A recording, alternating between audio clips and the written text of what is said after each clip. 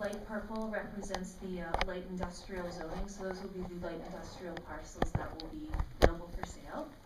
The orangish red color is public institutional, so that will cover the public works yard, as well as the stormwater management pond, the municipal reserve park space that will surround stormwater pond, and that long candy cane shaped portion, that is existing drainage areas that had previously not been rezoned, as well at the very north tip of that is a property currently being subdivided out to provide an extension to this drainage area. Those are being rezoned to just create some consistency and clean up some zoning that had been left out previously. The dark green areas are environmental open space, so this is the environmental reserve. This is extended slightly from what was proposed in the outline plan, and basically to clean up some of the zoning. This area in the future wouldn't be able to be developed due to the location of the creek, and this just cleans it up and makes some further clarification for future development. So that basically summarizes the changes consistent with the plan. Staff is recommending that Council provide first reading to the bylaw, and that Council sets a public hearing to be held on Monday, January 14th, 2013 at 6:35 p.m. Thank you very much. Councillor Bosma.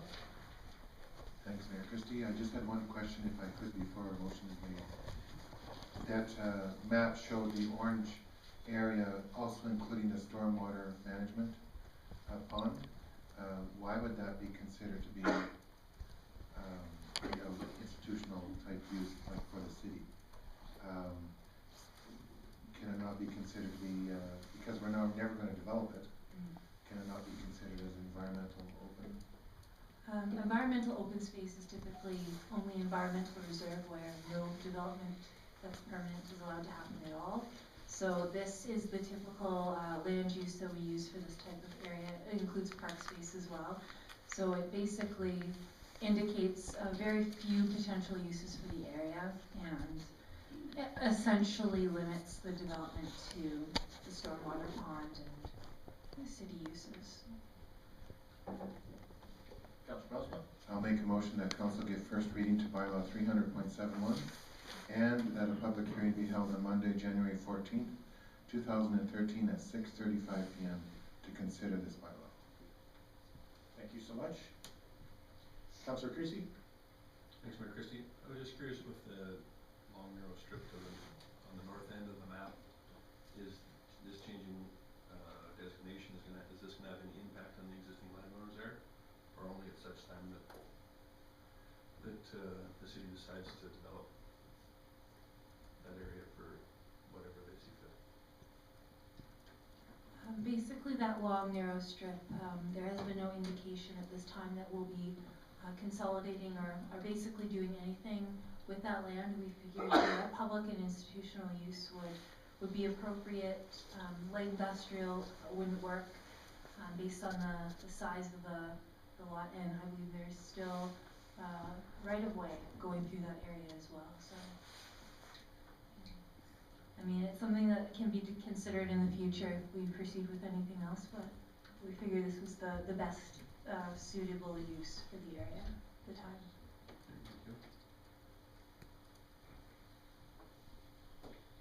Any further questions, discussion? There's a motion on the table. All those in favor? So carried. Thank you. Bylaw 300.72, rezoning R2 to C3. Planner Kirchner. Thank you. This rezoning was an application for Lot 6, Plan 9523562. The area is currently designated General Residential District, and the applicant is proposing to change the zoning to Transitional Highway Commercial District. There's a map. This is a very unique piece of land, oddly shaped. It's actually very hard to see on that one. There we go. It is the property labeled 4559.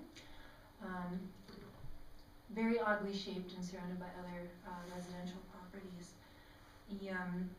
This property falls under the Southeast Area Structure Plan as well as the Iron Wolf Outline Plan. The applicant is seeking the rezoning in order to proceed with an application for a new business to the community.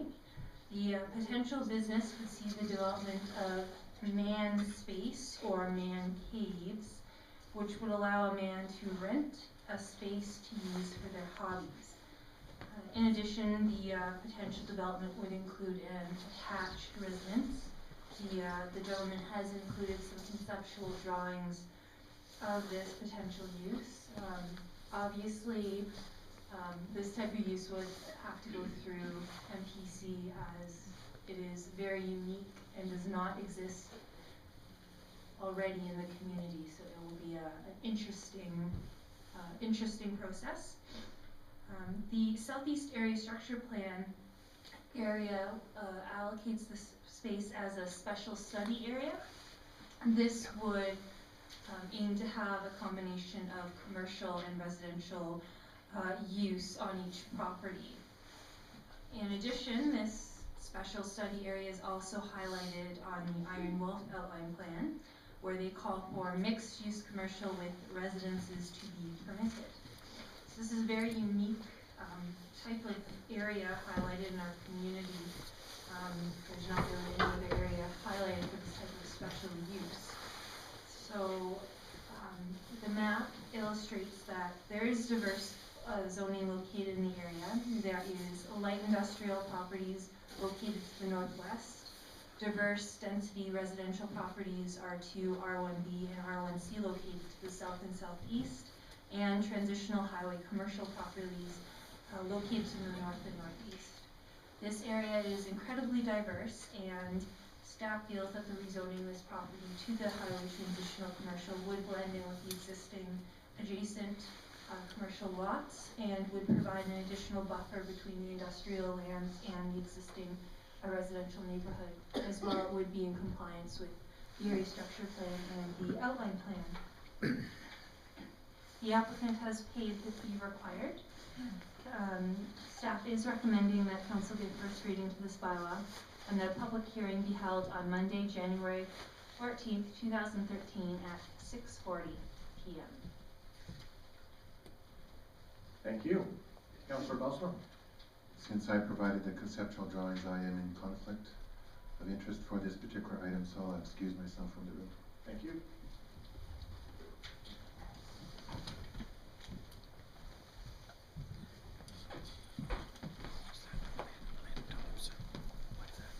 Councillor Creasy. Commissioner Christie, let me just go back to that map with the gray area on that. It's a Len Thompson, but that was like a piece of Just not 100% sure, is it the area 4459 right along the railway tracks there? Or does it extend back to the big triangle that's all there? It is just the area called 4559, and it is, Okay. yeah, it is that pale yellow color. And so that, more or less on the, just to orient myself, on the colored map showing Iron Wolf, is the center red portion then? Yes, it's kind of like a, there's not even a word to describe the shape of it, but it is surrounded by the larger shell, I guess you could call it.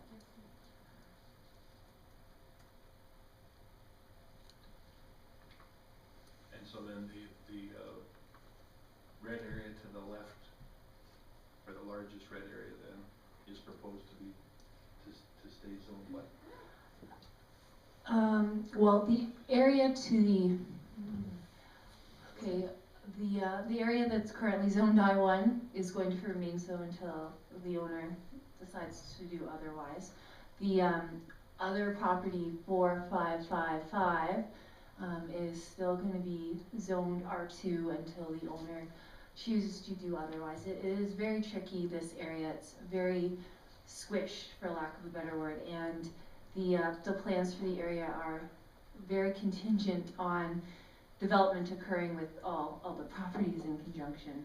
That's kind of the original plan for Iron Wolf, so we are proceeding as best we can with the fact that all these properties are owned by very different owners.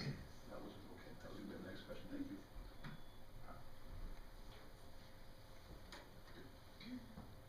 you. Councillor Connick?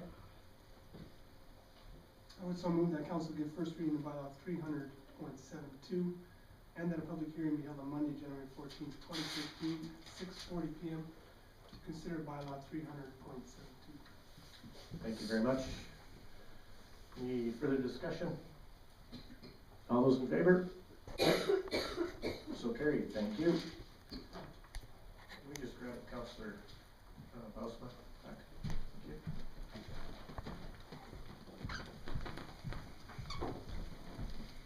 Excuse me, Mr. Christie, are you moving on to 378? Correct. Maybe I'll switch places. Okay. Thank you.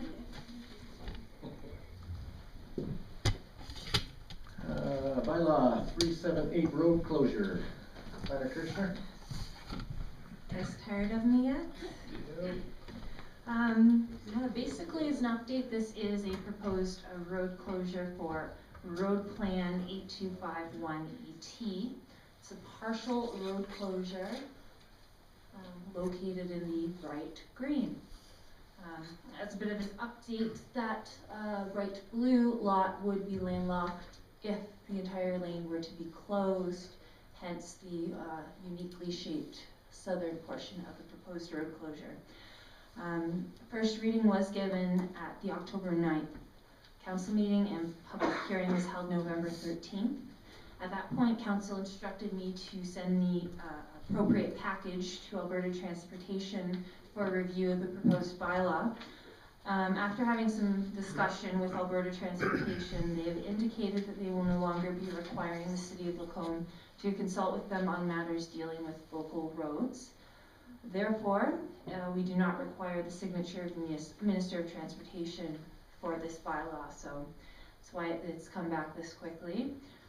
So, based on the enclosed bylaw and the map, which provides adequate access to that bright blue parcel, staff is recommending that council give second and third reading to the amended bylaw 378.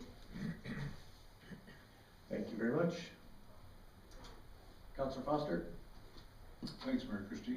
Just a question of the space again that allows the owner of Block E to get in. Is there what can you tell me what the space, the size of that roadway in is?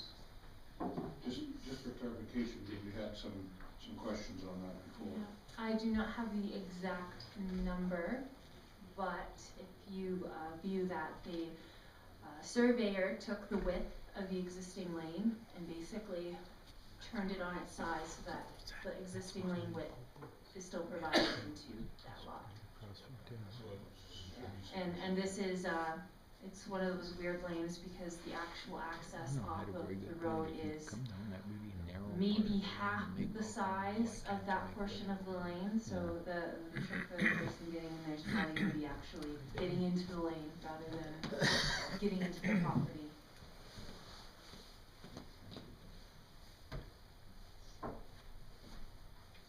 Councillor Kite? I move that we give second reading to amended bylaw 378. Thank you. Councillor Foster? Yes, I was going to give third reading. Okay. Thank you. Any further discussion, questions? Second reading is on the table. All those in favor? So carried. Thank you. Councillor Foster? That council give third reading to the amended bylaw 378. Thank you very much. Discussion? Seeing none. All those in favor? So carried. Thank you. Can you send Councillor Creasy back in? Please enter. Thank you. We will move down to unfinished business. 2011 municipal financial indicators. Director Minchin.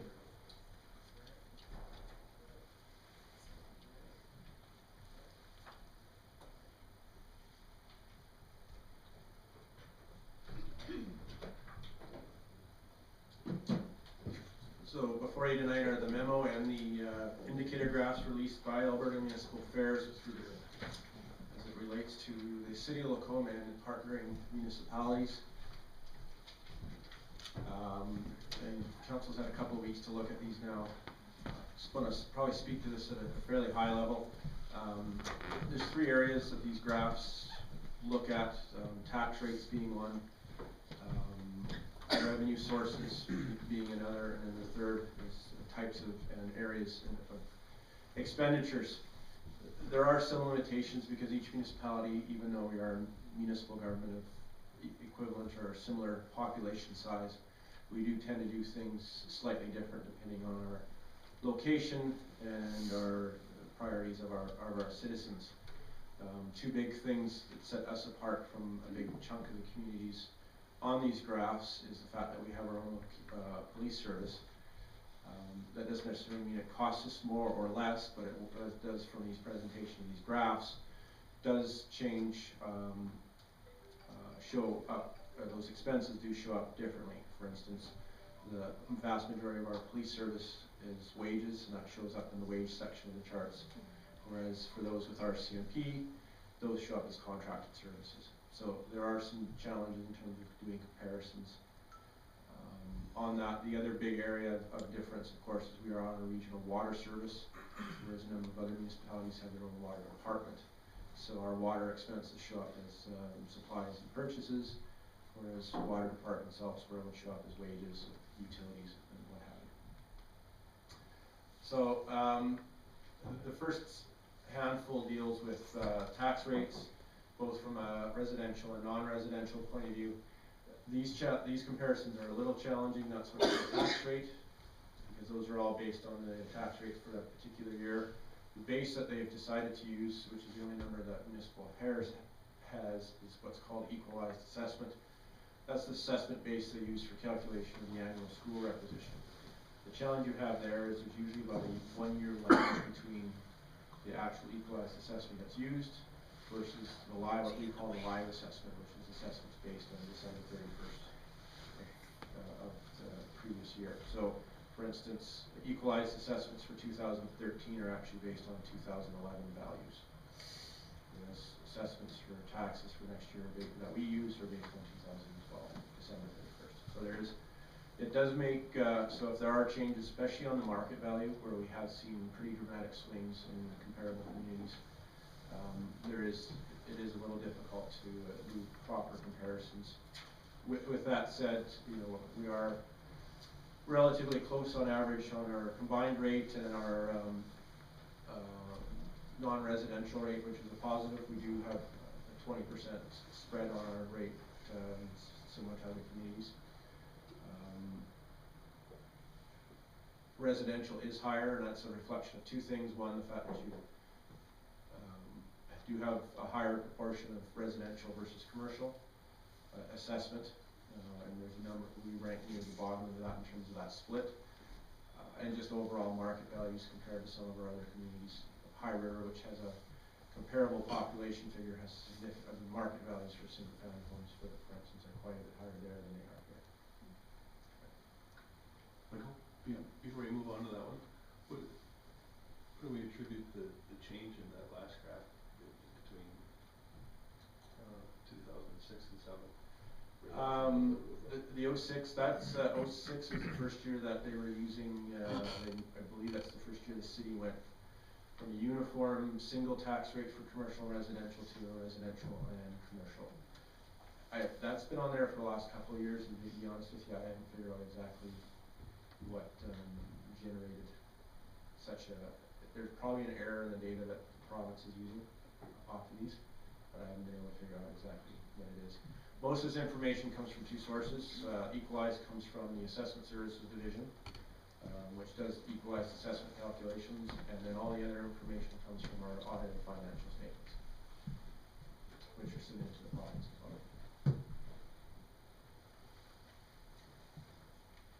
So again, from a equalized assessment per capita, we're near there are, as you can see, by the blue shades, there are a number of municipalities. Probably the most obvious one, without guessing too hard, is probably Canmore. It's a fairly high assessment person per capita. We are near the bottom, and a lot of that's not so much market value as it is just there are other municipalities with a higher proportion of commercial tax base. That is a big influence in terms of how you generate taxes. And again, this is kind of reinforces that about 14.5% of your assessment is commercial driven. That's not equalized, of course. Live assessment's a little higher, has been a little higher. But we've seen some growth, and then we've seen it slide back because market values in residential have grown faster than commercial market value. Tax collection rates. So this is how much we levy in any given year versus what we actually collect. We are above the average, above the median. The other thing to note is a number of other municipalities, we issue a supplementary tax notice in December, and it's not due till March, and so those balances show up as outstanding at the end of December as well.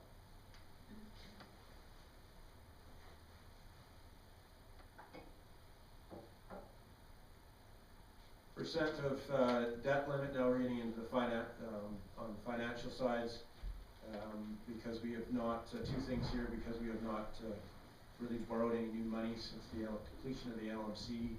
We've been retiring some debt. That's put us below average. As well, percentage of debt's also based on your revenues for a given year. So if your revenues go up, your debt limit grows as well. And the same is can be said for debt servicing limit. Debt service is a product of not only the amount of interest and interest rates that you have, it's also a product of how quickly you pay it back. So actually, the more quickly you pay back debt, the higher this number can be. And so you do see some of these numbers have grown in a relatively short period of debt. That's not necessarily from a debt retirement point of view, not a bad thing, but it does mean you're allocating more toward your annual operating budget.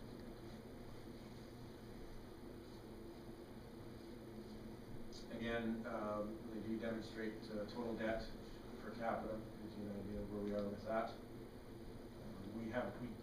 Another advantage of not having a water or wastewater plant, you don't see huge amounts of debt other communities would have. And there are a number of other comparables or groups or municipalities in our group that have built multi-use recreation facilities, which are probably driving up their average for some of those Just interrupt for a second, Michael. So I was just curious then, you mentioned because of wastewater and bottled water facilities. So is our regional not included as a portion of this then? No. Regional water and regional wastewater are considered separate municipalities under the Act, and they're not here. The municipalities portion of that debt is not showing up on our statements. It's considered a separate entity.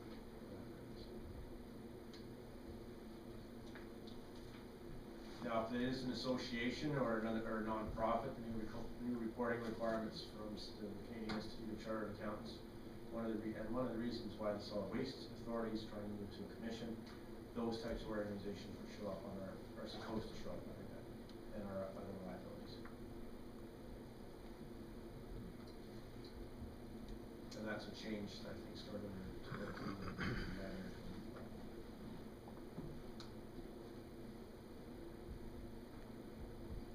Revenue sources per capita. So the next several slides get into show how we collect or what our basis for revenues are. This is a product of what our tax rates are versus plus what our commercial basis are. The higher the commercial base, of course, the more money we'll collect on a per capita basis. They don't break into items in terms of per parcel basis or per building basis, which would give you a different kind of feel for how we collect taxes or generate revenue from taxes. And it should be noticed this doesn't include any school taxes at all.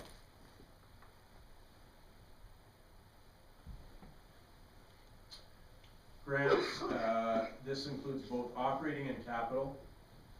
You've seen some upswing here, and a lot of that would be related to actually to the Highway 2A, so you'll actually see an even bigger swing in 2012. It is a bit deceiving to look at, because the capital grants of course show up as revenues even though there's no offsetting expense.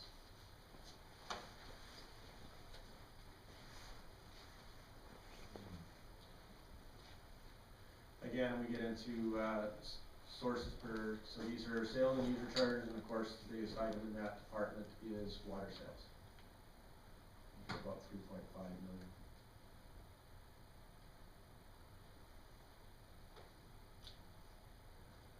This just breaks down in terms of shows us relative to other communities in terms of how we collect revenues. And as you can see, we have a pretty almost even proportion based on grants, user fees, and taxes.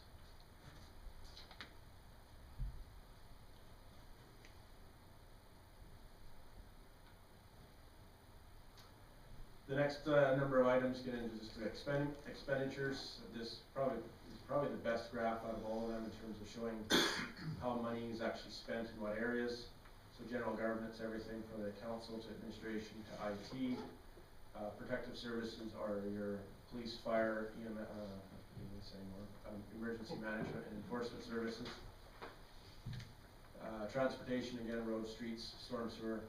Environmental is probably the biggest misleading description. That is everything from water, garbage, wastewater, planning and development, land sales, and subdivisions. So it covers, and economic development. So it covers everything under the sun. And then recreation is fairly straightforward from a recreation. The last total kind of shows in terms of how much money the city spends on a per capita basis, and we're certainly below the median on that as well.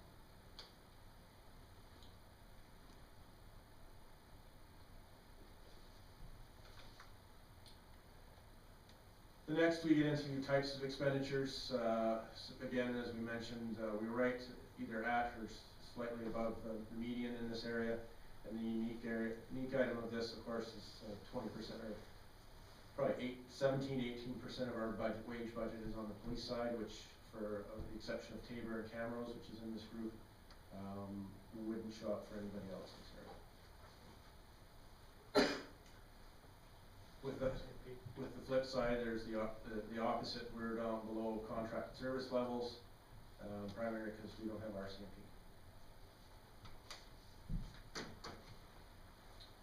Materials and supplies were certainly above average, and that's because we buy our water, and so that shows up as a big upswing. And you see that considerably going up over the last couple of years. That also include expenses that we've done for Highway 2A that are not capital in nature, and so there are some expenses related to that as well. Tangible capital assets has really played some havoc with some of these financial indicators because that took place in 2009. So anything before that is pre-TCA, and anything after that's post. So that does play some influence on our material supplies items. Interest in banking, we don't spend a lot on. Again, this will be just debt interest more than anything. We don't pay any banking fees. And again, that's a product of retiring debt. Amortization, this is the new TCA, as I just mentioned, so there's only 3 years of history on that. Really doesn't give you a big idea other than to show how quickly our assets are being depreciated up on a historical basis.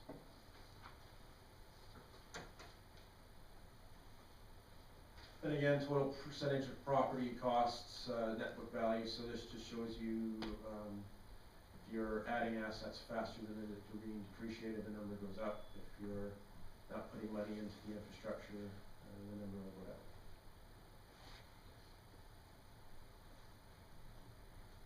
And for us, it hasn't moved very much. Accumulated surplus, this is this is new as well for 2009 and beyond. Unrestricted surplus is just the balance at the bottom. Restricted are what used to be called reserves. We still identify them as reserves. Province doesn't. And then equity is simply the amount of capital assets that you have. When 2013 is complete, you'll see a huge upswing in that because we will then take all the highways over.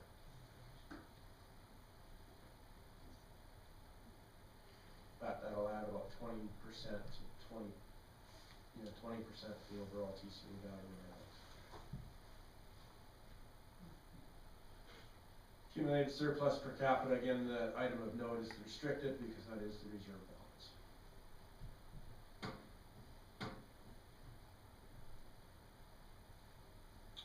And finally, ratio of current assets. So this is what's known as a liquidity ratio, and it shows you how liquid, how easily you are able to pay off your liabilities. So anything greater than 1 is a positive. So you have liquid receivables, cash, those types of things to be able to pay off. The numbers have grown over the years because the province, and you'll have an increase on your balance sheet on both sides because the province has advanced you grant money. That's all shows up as a liability because you can only spend that money on certain things. So there's an increase on the asset and on the liability side. So that is, I believe that's the last one. Again, there are the communities that we were compared with, and as you can see, Canmore, Banff, those two probably are the outliers in terms of driving up assessment values and tax rates. And then we're also very similar to Tabor and Drumheller and those other communities that have a fairly mature equalized assessment base. Brooks.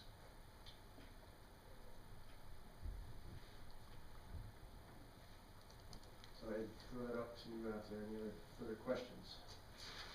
Councillor Foster. Thanks, Mayor Christie. So Michael, very good news story when you look at all of the indicators. I especially like the percent of debt used and those kinds of things. We're in very good shape in comparison, and in these times when you hear all the stuff in the news about around the world, it's kind of nice to look at our own community and say that we're in pretty darn good shape. So this is just a really good positive statement when we look at the rest of our peers. That we're even, when you look at the guide, and in most cases we are below the norm. So great to see Let's go. we're in good shape as we are. Thank you. Any further questions, discussion? Yeah, Councillor Foster. Just move that we accept this for information. Thank you very much. And thank you, Michael, for doing that. And you said that was prepared by Municipal Affairs, correct? That comes out annually? Based on audited financials? Supposed to come out annually. The last couple of years it's been kind of hit and miss, primarily because of all the TCA changes. And now the changes to the provincial statements. But yes, I expect this to be an ongoing thing again once again. Thank you very much. Any further discussion? All those in favor? So carried. Thank you. Move on to Lacombe Regional Fire Association 2013 budget. Director Mitchell.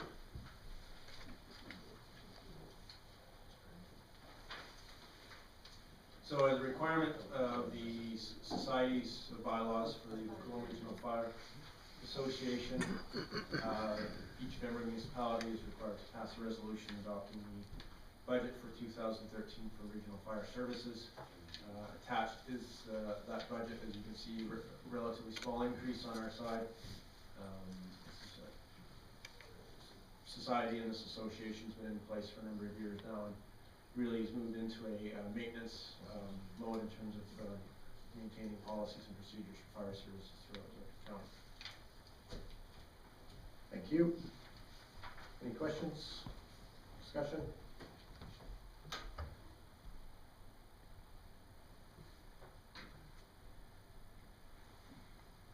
Councillor Foster. I'd like to move that council approve the Lacombe Regional Fire Service 2013 budget and business plan as presented. Thank you very much. All those in favor? So carried, thank you. 2012 capital budget amendment. Director Minchin? So before you tonight is some housekeeping and as well as some updates. We are getting towards the end of the year. There are still a number of projects on the books that council has already decided elsewhere not to pursue this year. As well, we're just going through some of our financials and discovered with projects that were approved in 2011 but aren't being expensed into 2012. And so from a planning point of view and from a reporting point of view, we want to give council an update as to the actual budget, so that when we present this in the financial statements, we have some continuity in terms of presentation. The only other item of new item of note is certainly is the project edition of the closure of the Nielsen sand pit, which you'll see later tonight. This was not included in 2012 capital budget because the post-closure report wasn't complete. It is now complete, and we're moving forward with the actual closure. And that will come out of a dedicated reserve that we've established for post-closure reports. Thank you. Discussion, questions?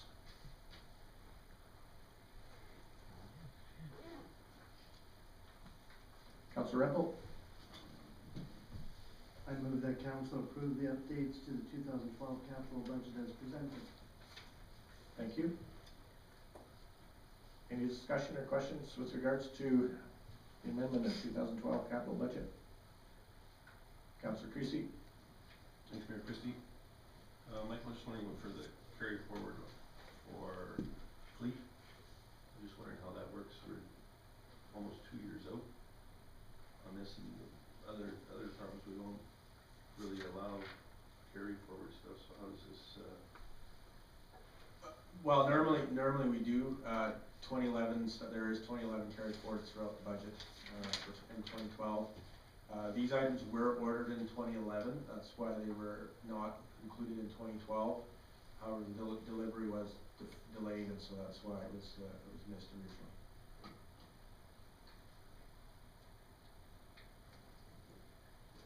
Any further discussion or questions?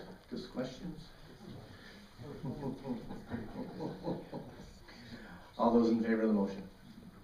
So carried. Thank you. 2013 operating budget. Director Minchin. Mayor Christie, and I'll have our manager of financial services assist with this as well. Before you tonight is what we believe, so you're otherwise tonight, final draft of the 2013 operating budget. This includes all the discussions, comments from the November 26th meeting. This is also probably the other big thing that this includes all the recycling, and you'll see these are the utility rates shortly. This includes the curbside pickup recycling that was proposed and approved by council earlier in the year. Those are the biggest two changes. There are some minor tweaks to the utilities, so there were some changes to the transfer amounts and stuff like that. But other than that, it's here. Thank you, and thank you, Teresa, for joining us. Discussion, questions? Councillor Foster? Thanks, Mayor Christie. I had discussed last meeting some discussion on the additional staff resources, and I'd like to propose that we look at that with a recommended change of reducing the staffing in half. And what my reasoning for that is that we could, if we do that, we can easily reduce our tax rate increase from 3% to 2.5%, which I think would be prudent. So that's my proposal. Councillor Kite? Thank you. Can I ask Ian then which positions you are proposing to cut? I would leave that to administration. I think if we can cut roughly $50,000 from the staffing budget, it equates to 0.5%.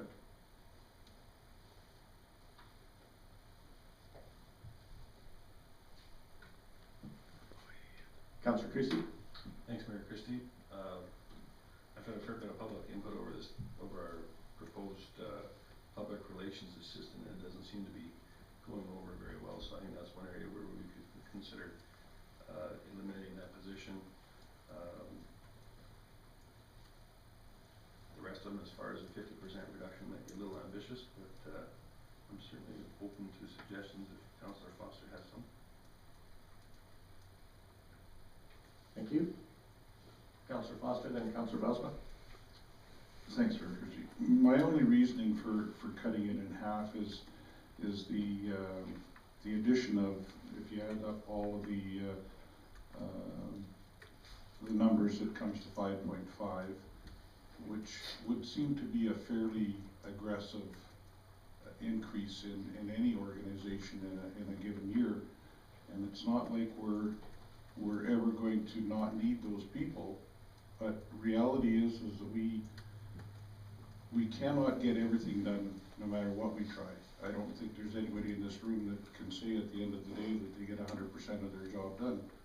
So for us, for our community to expect that we're going to have that type of level of service, I think is not realistic.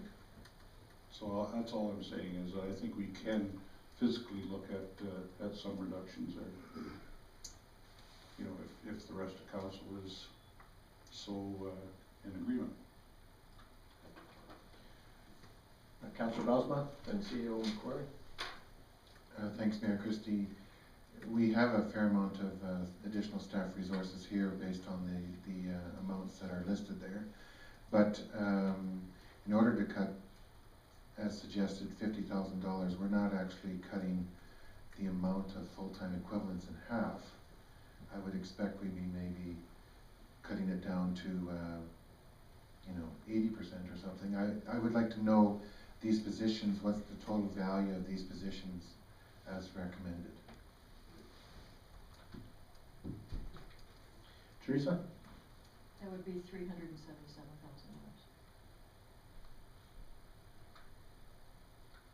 So the reduction is only 15%, really, is what you're suggesting. We have already, as council, agreed to and discussed a few of these items. The intern for the planning department has already been approved, and we've just received tonight information that a partial grant for that expense has already been covered. Discussion has already happened in the past regarding the police department. They are actually, as per the staffing report that we received this fall, we should really be higher in the amount of people there rather than what is being recommended. So I would honestly suggest that has to stay. The council's public relations assistant, I've had a discussion already regarding that particular item as well, and I think that we have to be careful that we don't overwork some of our staffs that are already in place, and that it may be very prudent for us to have one person only responsible for this particular portion of the work, rather than a couple of people already presently doing the job of that particular suggested person. The rest of them I really couldn't comment on.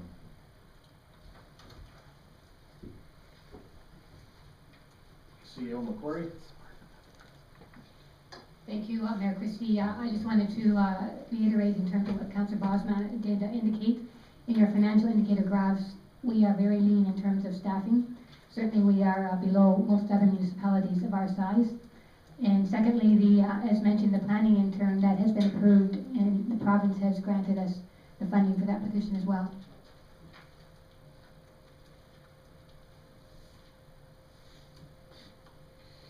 Councillor Foster.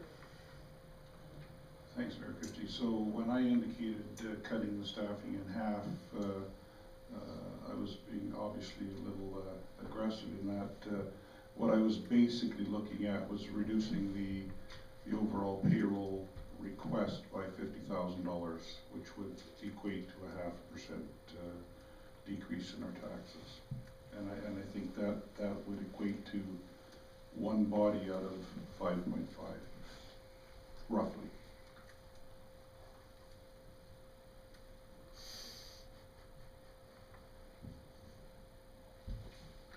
Councillor Koenig? Thank you, Mayor Christie. The IT data entry clerk, is that associated with police? No. And is that strictly an individual? Does that have to do with the transfer from our old files to our new ones? Is that?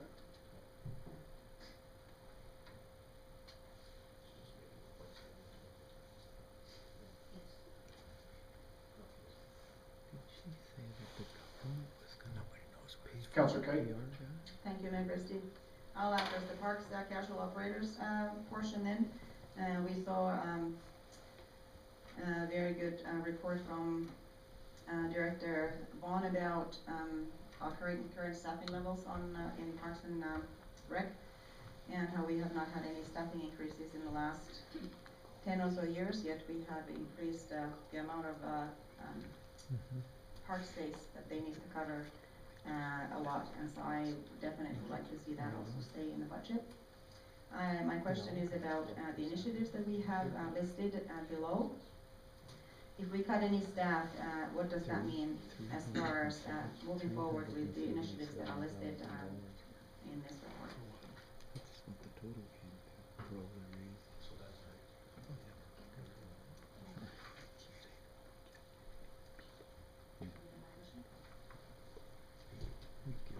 Michael, sorry, Director. A number of these items will be facilitated out, sort of vast majority of the work will be done through through contractors. A lot of these are, if not all of these, 4 of the 5 are MSI operating funded, so that's why we'll be using contractors for that. Now with that said, there'll still be existing staff required to manage those projects. I don't think any of those, the municipal intern would have some influence in terms of doing some of those, but we'll be using staff that we have to make it work.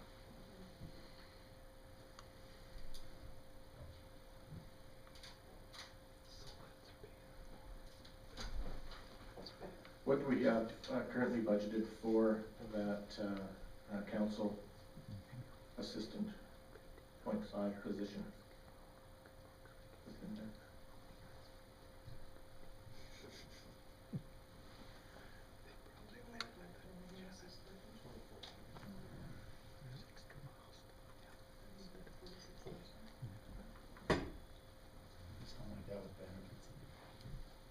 It's gonna be approximately 46,000. For half-time? For half-time. With benefits and everything. I don't think it's that much.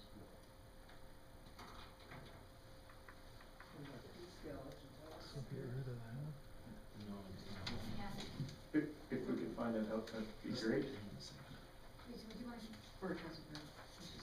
Okay. While he's looking, Councillor Boswell? Oh, yes, I remember now. I'm over 50, excuse me. No, I know it's not an excuse. Thanks very much. If we want to take a look at potentially a smaller increase in our taxes, we have an operating surplus suggested of 38,091, and even if we cut that in half, we're already down to 2.8, and I wouldn't argue with, or even 2/3 of that gone, let's say. You know, we could adjust that without any problem and bring it down to something that's a little more palatable.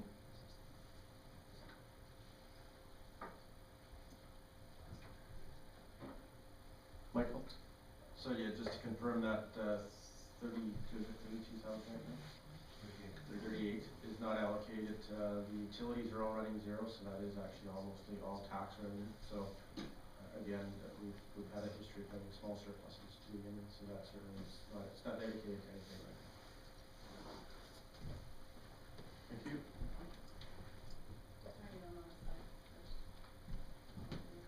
So for that halftime position, we're looking at $25,000 to $30,000 of benefit. Now, with regards to EMS services too, Michael, I know that there was some surplus money there that will be brought back into the city coffers once that is all done, and I believe that will be close to $500,000 or something along those lines. How does that get allocated and where does it go? To Mayor Christie, once everything has been finalized with the ambulance board, any surplus funds will certainly be distributed between the county and the city. We, the city, will come back to council with recommendations in terms of where those monies might be allocated. And it's ultimately up to council to approve that. Councillor Creasy? Thanks, Mayor Christie. I guess I'm just struggling with those numbers a little bit. We allowed $377,000 for additional staff, and you're telling us that a halftime position for the council's public relations assistant is $25,000 or $30,000. That leaves $340,000 to $50,000 for 2 FTE casual operators during the summer for parks, an intern which is largely funded the first year. The numbers don't seem to really add up to me. CEO McQuarrie? To Councillor Creasy, perhaps we can take a moment and go back and review those numbers and ensure that they are correct. Are we certain that those are the correct numbers?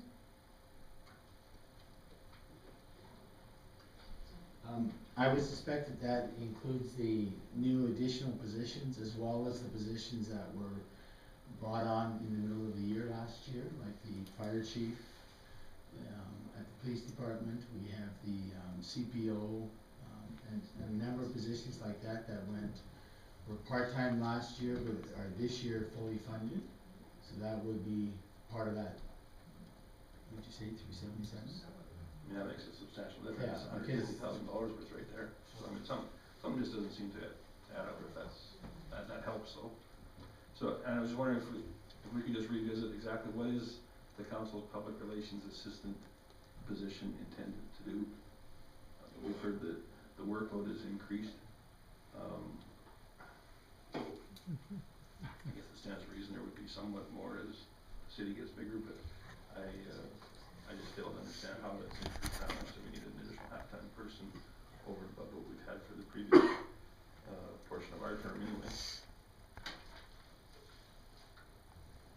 To Councillor Creasy, in response to your question, our current legislative assistant is of course managing 2 council meetings a month, a police commission meeting each month, and then some months there are committee meetings. So certainly that in itself is a large workload. In addition to that, the mayor is very involved in many organizations, and we don't have the time to assist in preparing work for him in terms of his work within those organizations. Certainly council also has requests of administration from time to time, and it's very difficult for us to manage that in a timely way with the current workload. So that is the rationale behind that assistant. Councillor Foster? Yep. Thanks, Mayor Christie. So basically, as I had indicated at the very beginning, I think it is prudent for us to look at a reduction of a half a body or a 0.5%. Let Norma make those decisions where appropriate in staffing, because that only means a half a body or one body in total out of the 5.5. So that's all I'm asking is that to try to take point 1 here and point 2 here. I don't think that that's our job. I think our job is to look at staffing requests and say yay or nay. CEO McQuarrie? Thank you, Mayor Christie. I just wanted to advise council that we're going to determine at the moment what the total increased cost is with these positions, not including the positions that were half-time or part-time in 2012 and become full-time in 2013. So we will provide you with that number shortly.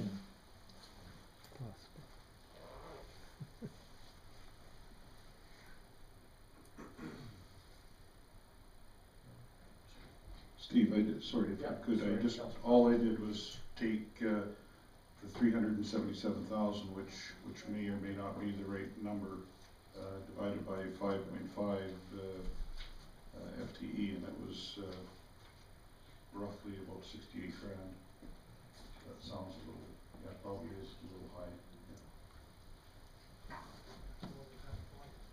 And I guess before we do that, is there an appetite for all of council to make that adjustment in that area of our operational budget? Yep. $50,000 is what you're looking for, Councillor Foster, is that correct? Yes. Who would be in favor of $50,000 out of that area of our operational budget? Just a straw vote. And who would be opposed to that?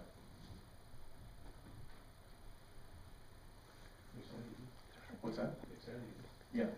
So I guess that's that with regards to the staffing levels. Director Mitchell? With that said, there's still another proposal put forward by Councillor Bozma with regards to the operating surplus. Is that, some direction on that as well? And I guess, can you give us some, what can we do with that, Michael? Just, well, we can take it as zero if council desires. The surplus is just it was as low as 12,000 at one point, and these are just, yeah, $251 I think at one point. So this is, again, it's just unallocated surplus, so, just give some direction from council in terms of here. thank you. CEO McCoy? Thank you, Mayor Christie. I would suggest that we take the tax rate increase to 2.8 and we adjust the surplus accordingly.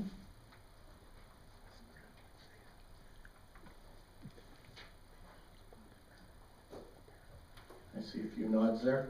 Any comments? Councillor Foster? Sorry, did I understand taking it from 3 to 2.8 and leaving the surplus with that small adjustment? Whatever it may be. Any other areas of operating budget?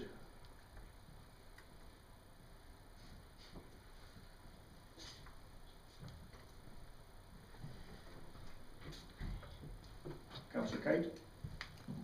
I move that we accept the 2013 operating budget as amended. And that would be, I believe, to adjust. To adjust the surplus. To bring the tax rate to 2.8. Thank you very, very much. Further discussion? All those in favor? Opposed? Thank you. So carried.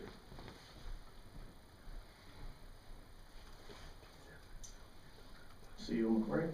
Perhaps, Mayor Christie, we can go on to the capital budget, and once we have that number, we'll provide it to council. Thank you very, very much. 2013 capital budget. Director Minchin. So before you tonight is the most recent incarnation of the 2013 capital budget. Of course, the biggest only change since last time is the updated cost for the arena parking lot redevelopment and adjacent spray park landscaping. I guess perhaps I will throw it out to the, well, maybe I will just put the rest of the budget first. Again, we are at about 12.486 million. Vast majority of that again is engineering structures, so that's roads and underground pipe. Of course, half that's Highway 2A. We are looking at doing some building improvements at the pool fleet, and probably the biggest item in there, of course, is a brand new replacement of Pumper 1 fire truck. And then the remaining, that's machinery and equipment. vehicles, the half that of course is the new fire truck. Machinery and equipment's everything from fleet services to equipment, IT, as well as equipment at our lift stations and pump houses. So we continue to rely on provincial grants, and half that will be Highway 2A funding, and the rest of it's NSI. We are proposing to borrow $2.8 million for the Glen Thompson Phase 3 Industrial Park, and then that's all contingent for servicing on that. And again, as I said, the biggest change was the parking lot, and maybe I'll throw that to Matt or Brandon if you want to discuss that further. Director Gowdy. Thank you, Mayor Christie. At our last meeting, council had requested a further iteration of the parking lot project.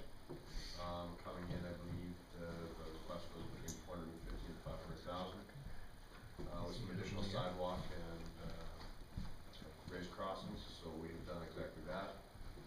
We've come back with a project value of 476,000 and change, and put in sidewalks that are wheelchair accessible and match with the ultimate full design of the parking lot, so there would be no sort of throwaway work. There's no throwaway work with this proposed configuration. It does move the entrance. It provides an additional sidewalk on the west side and sort of a dedicated through corridor to improve traffic flow within the facility's parking lot itself. There's 3 raised crossings that will provide safe pedestrian corridors, continuing the sidewalks to the front door. And I guess I would, and the same amount of landscaping, it's about 120,000 of actual landscaping, plus probably another 20 to 25,000 of preparation for the landscaping, removal of asphalt, preparation of base, that sort of thing. And then there's 10% engineering and of course 10% contingency on top of that. So you're looking just over 150,000 probably for the landscaping portion for the spray park, with the remainder to be the moving of the entrance and then improvements within the parking lot itself. Any questions or discussion on that? Council? Councillor Foster? Thanks, Mayor Christie. Matt, just some clarification on the proposed green space for the splash park. What concrete is being removed in that area?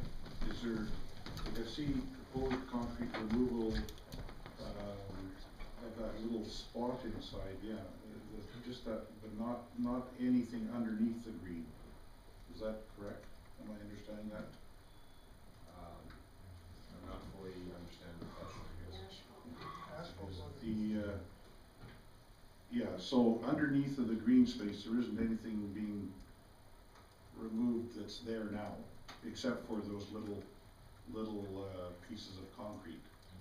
And all the asphalt as well. And then we'll probably dig out the base a bit and do selective replacement of the base as well. Okay, so it will be true green space then, yeah, okay. I just wasn't sure whether we were making it a mock green space or, yeah, it'll be grass, yeah, artificial, yeah. I'll put Thank some you. artificial thing out there. With the rock left over from the pit. Councillor Creasy? Paint the asphalt green. Thanks, Mayor Christie. I don't think it's any surprise even that I much preferred our previous proposal. I don't think that the addition of these sidewalks is going to do one thing for safety. This project initially came about to redo the spray park. Then the safety issue was brought up that the entrance was in the wrong spots. We revamped yet again to the tune of down from 800 and some thousand down to 325. Now we've added sidewalks in, spent another couple $100,000. And I really doubt that this is going to have any improvement on safety. I don't know where it is that people are supposed to cross. I think we've basically eliminated the convenience of dropping off your children at the front there by having that walkway through the entrance. I'm not in favor of, adding these sidewalks, at all. They present a significant, problem for snow removal, and I guess basically when it comes right down to it, they're not gonna do anything for safety, so that's really why I'm opposed to spending an extra $200,000, and I'd like to see us, revisit our initial, or our revamped plan to the tune of 325, I think it was, that Director Gowdy had, made up, last meeting. Councillor Bosma, then Councillor Foster. Thanks, Mayor Christie. I beg to differ with Councillor Creasy. First of all, the amount is right around 150,000, and I read through, and this is part and parcel of my comments here. I've read through the downtown area redevelopment plan completely, and I'd like to make a few points here that refer to why we should go ahead with this particular plan. On page 5 of the report, there's focus group sessions that are reported on, and one of the items listed, this is on February the 8th, 2012, improve the downtown pedestrian quality by enhancing the continuity of pedestrian sidewalks and street lighting, and by introducing traffic calming measures and additional signalized pedestrian crossings. Keep in mind that this downtown area redevelopment plan includes the arena section as part of the land. On March the 7th, 2012, after another focus group, one of the items listed in the report is participants agreed with the need to create a more vibrant and pedestrian-friendly environment. Page 12 in the same document, we have listed as a present a document that we have in place at the moment, 1.74 downtown of Lacombe downtown parking study. It is recommended that new and existing lots be developed to a higher standard, including asphalt, concrete curbs, landscaping, lighting, and signage. We have seen that happen at the Lacombe Memorial Center. The Lacombe Memorial Center at present does have access from all 4 directions for pedestrian travel. We've also seen an upgraded appearance on that particular site. That happens to be a public site. Just like this particular one is. This particular one is a site that is used extremely heavily by our younger population, and I think we need to be very sensitive to that. Page 39 of the report, it says under pedestrian environment, one of the important design considerations within the downtown plan area is to promote walkability by creating a pedestrian-friendly environment. Page 42 of the same document. Under parking, access, and loading, large parking lots over 15 stalls should be broken up with landscape islands and pedestrian walkways. Page 69 refers to, I'm almost done, just that way. Page 69 refers to section E of the plan, medium density transitional district, which is directly south of this arena parking lot. One of the proposals is to enhance pedestrian environment to promote walkability. Page 71, which includes this particular area in section G, enhance the pedestrian environment to promote walkability. I believe we need to be proactive. I believe we do not need to be reactive in this particular item of discussion. I also believe that, as it says in this particular document, we want to promote active transportation, which means walking and bicycling, that sort of thing. It's better for our environment, it's better for our community. And therefore, I would recommend that we leave this particular project as proposed at $477,000. Thank you. Councillor Foster, then Councillor Rempel. Thanks, Mayor Christie. MSI funding, I think we can look at each other very, very much in the past few years, and we've done a very, very good job of spending that money wisely. My point last meeting when we had a vote on the $325,000 is we were voting, I think it was 4-3 if I'm not mistaken, to go back to the drawing board to come up with another number. All good points. I guess, for another $150,000 and it actually, you're wrong, Peter, it's $152,000. $150,000. And I appreciate the fact that Matt is working to try to come up with a solution for all of council. And it's a very tough job when you have seven people here trying to decide the best thing. I like one of the other councillors, Mr. Creasy, I don't see the value of another $150,000 worth of sidewalks in a parking lot. It's still a parking lot. It's you know, our biggest thing that we're going to improve. I think what I'm really looking forward to is the spray park and some of the improvements that will bring safety-wise from moving that entryway. And I think the improvements that are there could be done without the sidewalk and reduce the price by that, you know, 100,000 or so, and use our MSI money, I guess, because we have that money coming to us, use it as prudently as we possibly can, is all I'm suggesting. Thank you. Councillor Renfro and Councillor Belsman. Thank you, Mayor Christie.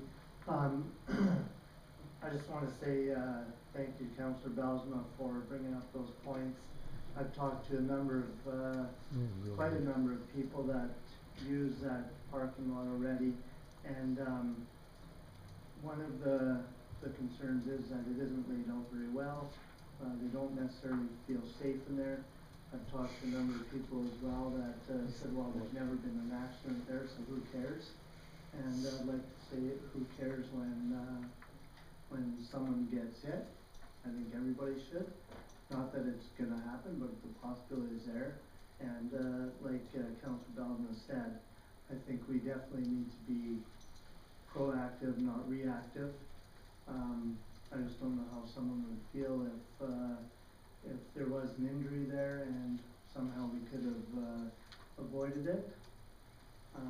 For the cost of doing it to make it more walkable and to make it more accessible, I think that that's not a big price to pay to try and make it safer. Not that it isn't safe now. I'm just saying it could be safer and we can improve on it. And I am for spending the extra money to make sure that that it's the best that we can do. I don't think when we do these things we should do them half, well, you know, one thing. Thank you. Thank you. Councillor Belsman. Thanks again for this opportunity. I wanted to mention one other thing. I believe, two things. I believe we need to be careful how we spend our money. There's absolutely no question about that. Whether it comes from our property tax or from our own pockets through our income tax levels.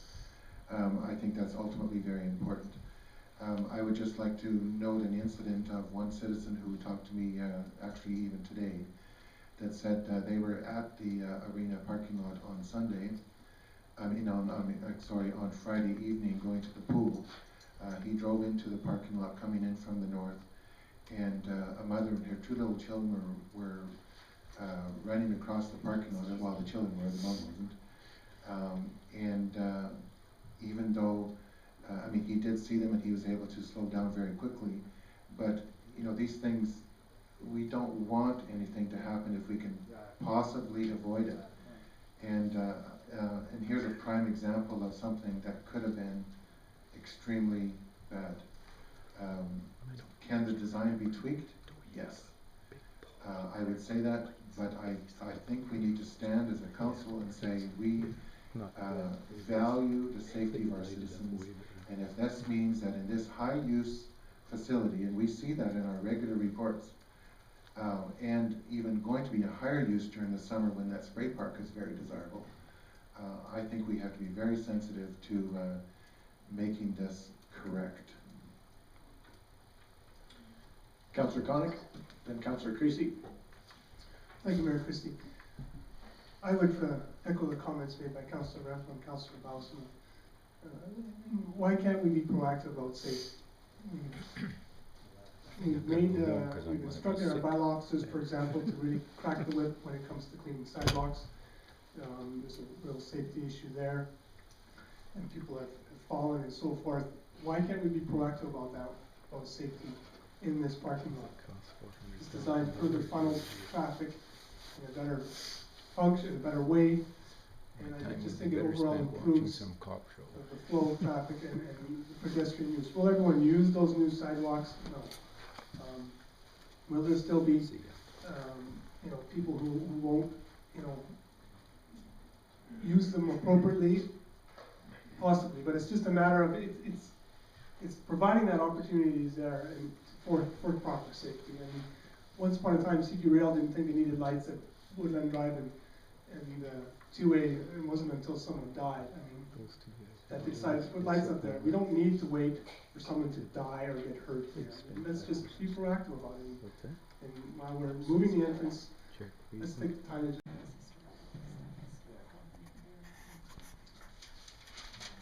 Thanks, Michael. So we will move second and third reading off until the 7th. Okay. Peter? Thanks, Deputy Mayor Foster.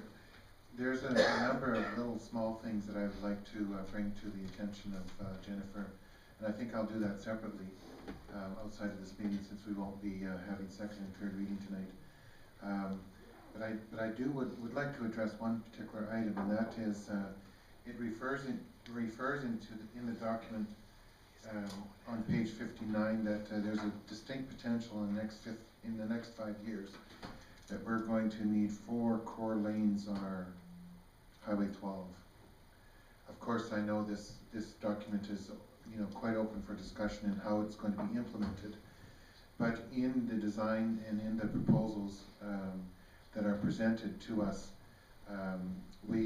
there's a number of proposals showing parking along 50th Avenue right downtown, traffic calming measures created, that sort of thing, and that's going to all be redundant if we have to have 4 lanes downtown. So I would like to see if that could possibly be addressed in the report prior to our next meeting. Thanks, Peter. Michael, did you want to? Just a quick comment on that. Certainly the topic of the 4-lane on Highway 12 has been around for a while, and it most often shows up in our transportation master plans. And so Armin, I think that's probably where that was referenced from in the first place. Through you, Mr. Chairman, I think that was not meant to be a policy direction. It was really a summary of what's in your documents right now. I think in the long term, with the realignment of the highway, we see that this being returned to more of a Main Street format, which would probably be 2 drive lanes and on-street parking, and more of a Main Street. All we were doing was reiterating. We did a review of all the policy documents. It's really sort of a direct quote or paraphrasing out of those existing policy documents. So with that said, I think there are a couple of what ifs here. If council decides that the 2-lane stays and then it's more of a downtown core, then the long-term implementation of the bypass becomes the alternative. If bypass doesn't become a priority and the pedestrian stuff downtown is a priority, then 4-lane downtown may become an issue. So it becomes a question of which priorities and which things council wants to see in the downtown. Yes, if I could just speak to that. The downtown area redevelopment plan is meant to be a strategic document and lay out those particular options. Before anything is implemented, they'll have to do a functional planning study, and you'll have to involve Alberta Transportation in terms of the realignment or bypass, and then the decision will be made as to, based on the kind of traffic and the kinds of land uses that you have, how many lanes do you actually need on that particular street. So we did not go into the depth of analysis at this particular stage. It's really presented as an alternative or a concept. Thank you. So I think we've, Grant, did you like to? Thank you, Chairman. Just so that, because it's on our agenda, I'll make the motion then that we postpone second reading of the DARP amendment to bylaw 380 until our January 7th meeting. Thank you. Any other discussion? discussion? To Councillor Creasy, you can't make a motion until your next regular meeting on January 14th. There's a committee meeting on January 7th, but no motions can be made at that meeting. And then I'll revise that against January 14th. Thank you, Norm. Any other discussion? Brenda? Just as a point of clarification, Michael, the DART plan would replace the Heart of Town plan, but that does not affect zoning. Zoning is a secondary issue to that. It provides direction on zoning, but it's not a zoning document by itself, no. Thank you. So all those in favor?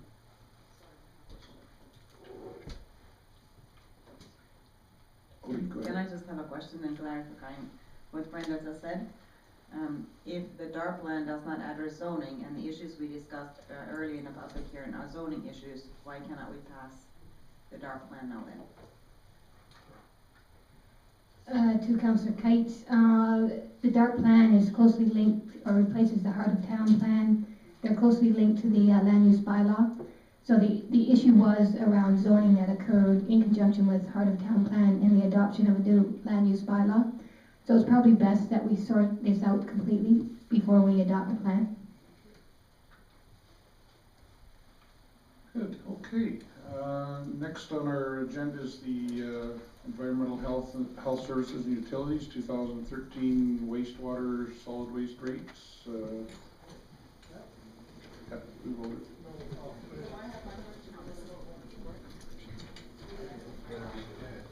We did vote. We had, I thought we had voted and then I caught Odie's question afterwards. Did we not vote? I'm sorry. For clarification, all those in favor? Thank you. Okay, so going on to the next one, Michael, is that yours? Thank you, Deputy Mayor Foster. I just want to deal with, actually we'll deal with both bylaws from a presentation point of view, but I will need separate readings for each. It's based on the fact that the council has approved the 2013 operating budget. The consequence of that are the proposed water, wastewater, and solid waste rates. I am happy to report that these rates, even with introduction of the curbside recycling, have kept our increases combined to about 3.73% for residential. This is due in large part to the fact that water and wastewater rates are probably these will be the lowest increases we've had since I've been here. We've done some heavy lifting on the rate increases over the last 2 years, and you're finally seeing the dividends of being able to get back into a maintenance mode. The same can be said for the city of Red Deer. These do reflect rates and costs from the Water Commission, as well as the proposed budget from the Solid Waste Authority. And in all cases, all of those agencies and departments have been able to basically keep their budget increases to about 2% overall. I think showing the slides in the operating budget, you're anywhere from 1.8% to 2.10%, depending on the specific utility. The solid waste one certainly goes up the most. I think that's about a $2 increase for residential per month. And that will help offset the cost of recycling. That we may see some further increases in the next year to balance that out in terms of final costs. But I think this gets us a long ways to getting a really enhanced service at basically in what has been for the most part, despite it being a high number of 3% kind of utility inflation for the past number of years. So we are, unless there are serious issues with the rates, they are cost recovery. So if council doesn't agree with the rates, then we need to go back and open up the budgets, because there won't be enough money in the budgets to pay for utilities. So we are looking for 3 readings for both bylaws tonight. Any questions from council? council? Okay, so we're looking for all three readings today. Odie? I'll move that we'll give first reading to bylaw 70.38. We're doing these separately. And, yeah, you want to do separately? Okay. Any discussion before we vote? All those in favor? Passed, thank you. Looking for, we'll go through the second and third of the same bylaw and then go to bylaw 316. So looking for second reading, Peter? I'll make a motion to give second reading to bylaw 70.38. Any discussion? All those in favor? Passed, thank you. Now looking for third reading. I'll move that we'll give third reading to bylaw 70.38. Michael? Just for clarification, we do need a resolution to allow for 3 readings, and that needs to be all unanimous before we'll actually give third reading. Presentation. Can I make that motion? That we will allow for third reading at this meeting of bylaw 70.38. Thank you.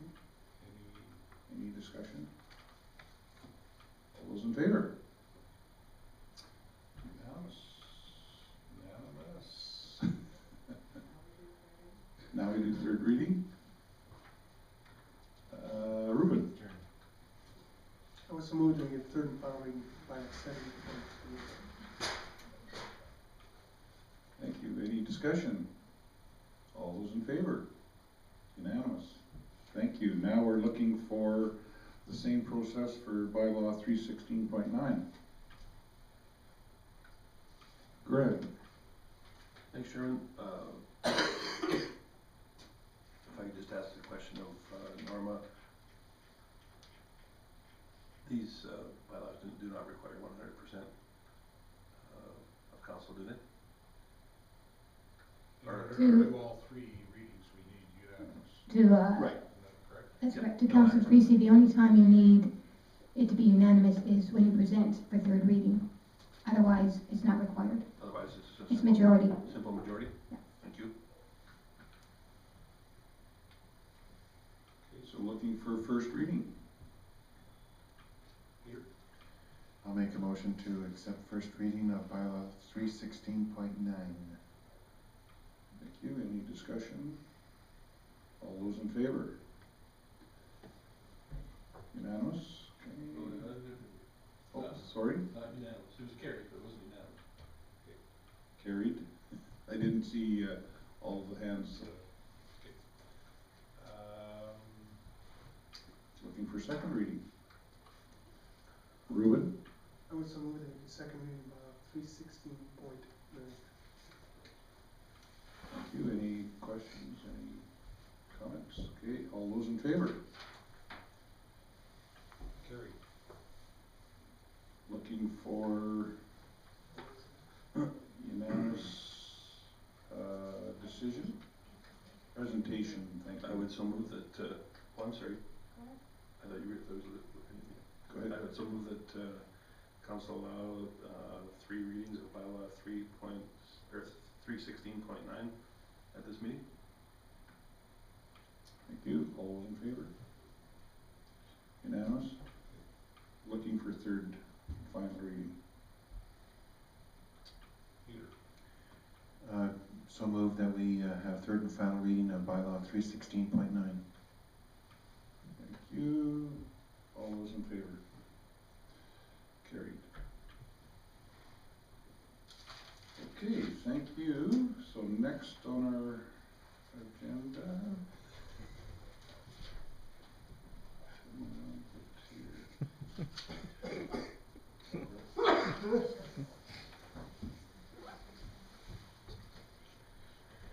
Okay, we have next on our agenda is the conflict of interest for municipal councillors. Norma, would you like to take this away? Thank you, Deputy Mayor Foster. This item is sharing with council some guidance and guidelines in terms of conflict of interest and pecuniary interest. I'll start off with the example provided by legal counsel. In that example, Mayor Ford from Toronto was disqualified from holding office as an elected official. And the rationale behind that was not that there was any personal gain for Mayor Ford. However, he used the City of Toronto letterhead to solicit funds for a foundation that he sponsored. It was a football foundation for underprivileged children.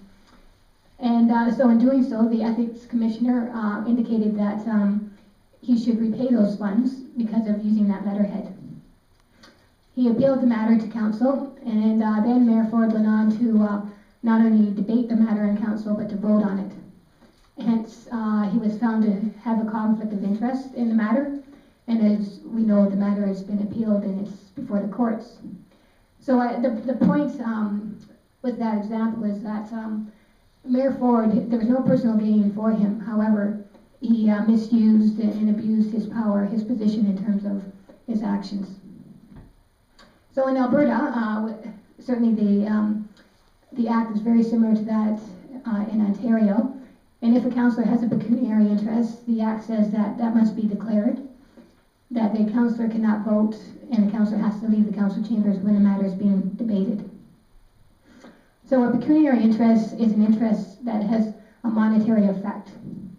And beyond pecuniary interest is conflict of interest, and that's a matter where there's potential for conflict for that councillor in the matter at hand.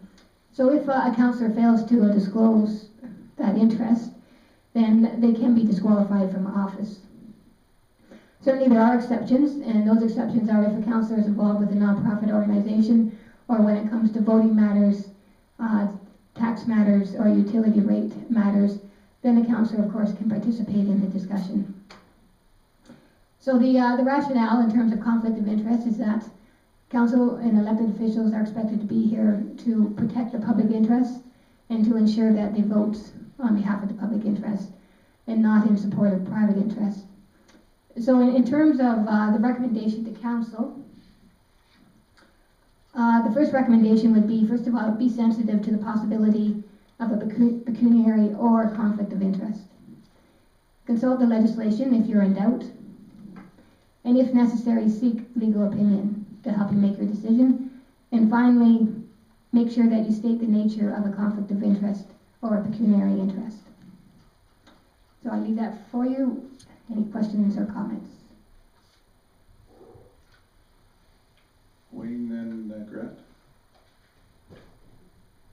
Thank you, Deputy Mayor Foster. I'm trying to remember if it was last year or the year before, there was some question as to whether or not when it came to setting rates for the LMC, and I think Peter might be able to remember this as well, that there was some discussion from some outside group that because as a councillor Peter rents the LMC, that he really shouldn't be voting on the rates for the LMC. And this kind of just brought that up again as far as some of those areas where you would think that that would be fine because anybody in Lacombe can rent the LMC, including us, and there really isn't any financial gain for a councillor if he's renting it, whether it's setting the rates, other than it would seem that maybe if he would vote against it, it would be because he doesn't want to have to pay more, which absolutely doesn't make sense, but the perception. So how do you, an example like that, how do you, know, because that was brought up a number of times, and I as well have rented the LMC rooms for different events, and have been asked, how I could ever even vote on that, and I really thought that was fine. Thank you for your question, Councillor Rempel. Certainly if it were a non-profit situation, then the answer would be easy, that it would not be a conflict of interest. In the case of the LMC and the rates for the LMC, I believe at any one time, everyone on this council has rented that facility. Just as everyone in this council sets a tax rate and pays taxes. However, that's not deemed to be a conflict of interest, that's deemed to be part of your job as council. So in that instance, I certainly don't deem that to be a conflict of interest. If Councillor Bosma were the only councillor to rent that facility, then perhaps that would change the scenario. Graham? I think all of us have thought about these issues long and hard on several different occasions, and I guess one was tonight with the road closure thing. I mean, I excused myself even though I really didn't think that I ought to have, because the dealings that I had in producing drawings for the individual business was done and over and finished with, and I really had nothing to gain or lose by it being there. And I think it raises some interesting questions. I mean, we have a counselor next to me that has a restaurant, perhaps, I mean, how far do we take this?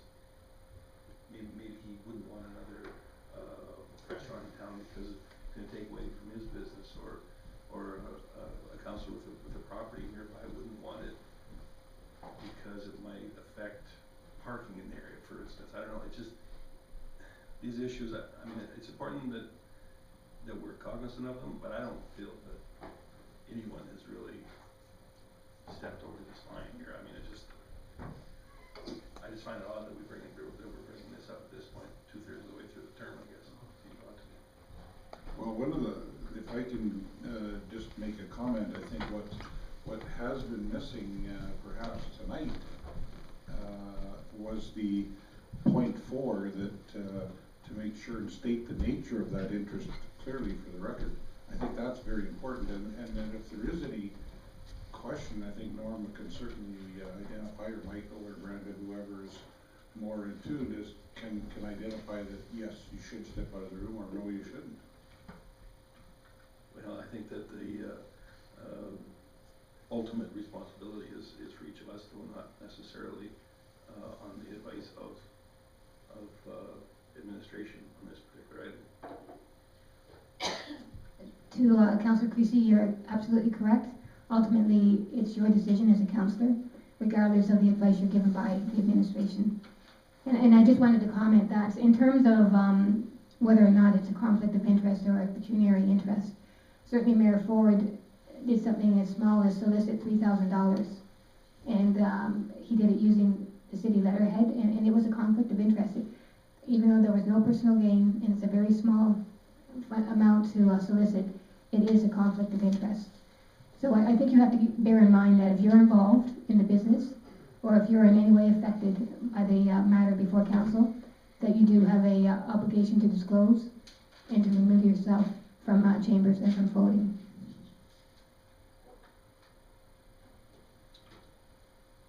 Woody? Thank you. I just have one more question.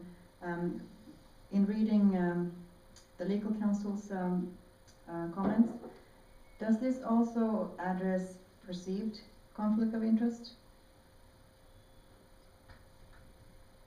To Councillor Kite, in terms of the advice received from legal counsel, if there's potential for conflict of interest, yes, it is conflict of interest.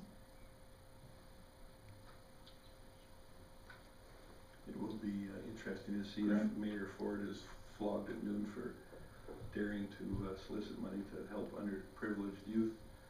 I mean, I just can't imagine that. And I mean, this would be about as bizarre as if our own mayor took some funds to help out with his mayor for a day campaign to give them a small gift or something from a local business, and got in trouble for that. I mean, it's just bizarre to even think that this could even happen, but interesting the fine lines that we draw anyway. Norma, then Wayne. To Councillor Creasy, I just wanted to clarify for you, the funds that were solicited by Mayor Ford were not for city program or city services. It was distinct and different, whereas Mayor for a Day is a city program, and that might be a legitimate request. Thank you, Wayne. Well, I was just going to comment, I think with Mayor Ford too, a big part of it was the fact of him, when it came up for discussion again, voted in that vote, which was about him and about what had happened. So I think that was a big part of it, probably the biggest part of it as well. Well, thank you. I think I think we're a lot clearer, and I think it was timely to discuss that. So Now that the mayor is back, I will relinquish the chair and you can come back in to finish the next sessions.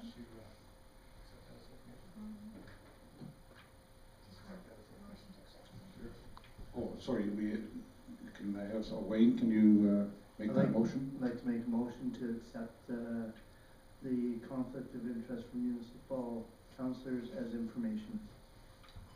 Thank you. Any more discussion? All those in favor? Thank you. Passed.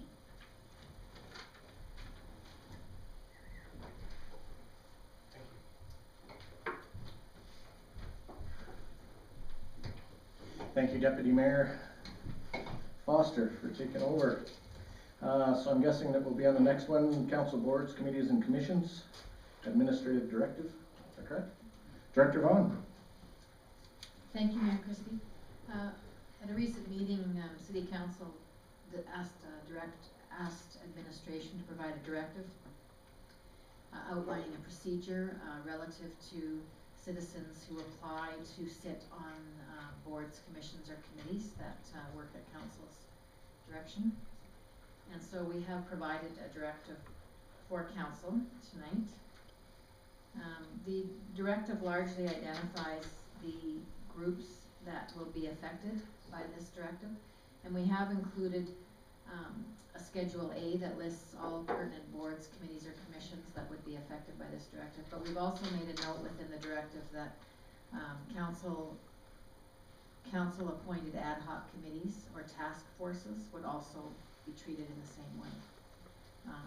Council does from time to time strike ad hoc committees or task forces, and certainly the Community Economic Development Bylaw has within it the provision for council to do that.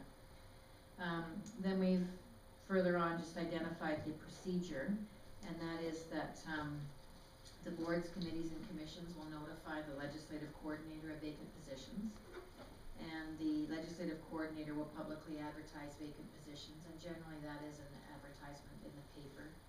It's posted on our website.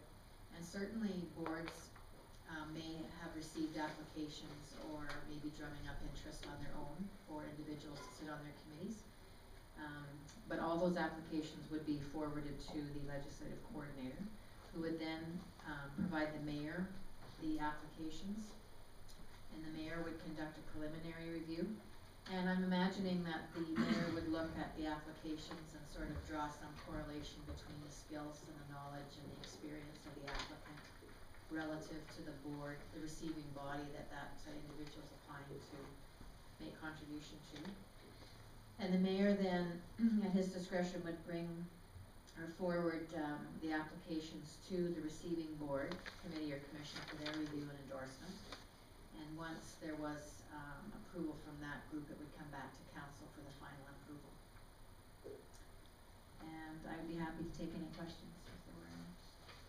Questions, discussion, Councillor Kite? Thank you, Mayor Christie. Just a clarification, so when the applications, if there are several of them, go to a specific board, then they will decide from those applications the person that is best suited, or will the mayor supply only one for the board's approval? I wasn't clear on that. The way the directive is written right now, all applications would go to the mayor's desk first. I'm assuming that he would conduct some level of analysis of those, and then all of those applicants would be forwarded for consideration.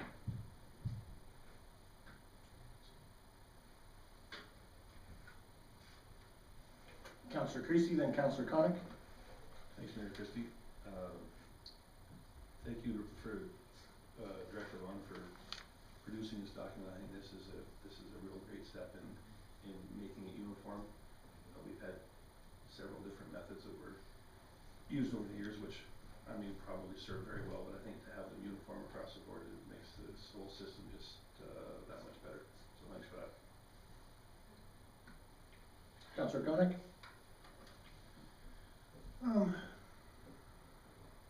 Further to Councillor Kite's question, like, wouldn't it make more sense for the applications to go to the board first to weed through before they go to the mayor's office? Or Like, I'm just trying to figure, cause they would have a better idea of, or I would think they would have a better idea of what qualifications they're looking for in a board member than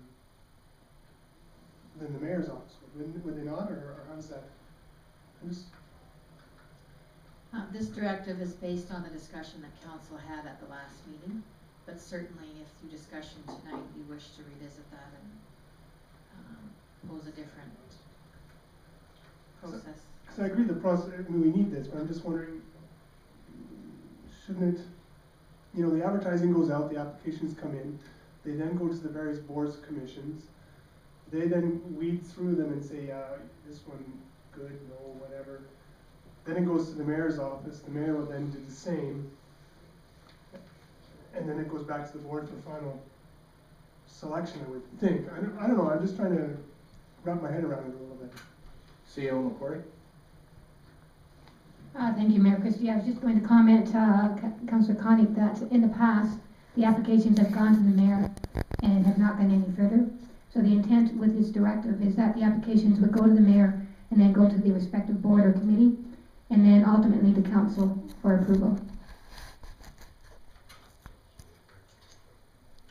Okay, again, I'm just speaking from my own experience. FCSS, has operated at arm's length for many years in an entirely different process. So are we now telling them they have to do it this way?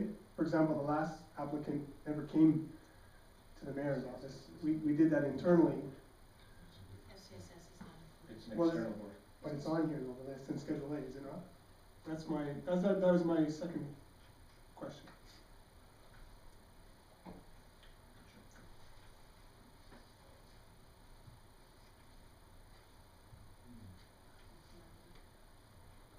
I didn't think that I saw that one there. Well, it's under City of Lacombe boards, commissions, and committees. External. So everything on page 2 and 3 are external? Is that what I'm looking at? Oh, I see. Yeah. And what has been happening, well, it's been a little bit of everything, but they come through my office and then they go to, I make phone calls, I do some reference checks, and then bring them to council. What I wanted to do is give the board some input with regards to that, because they come into this building to begin with, come to my office, and then I can pass them on to the boards and committees from there. Then the recommendation comes from the actual board and committee.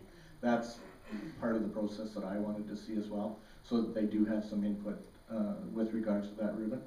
And that was my thoughts behind this as well when I asked to have this reviewed and looked at. Councillor Creasy, then Councillor Kay. Thanks, Mayor Christie, and well, I appreciate Councillor Connick's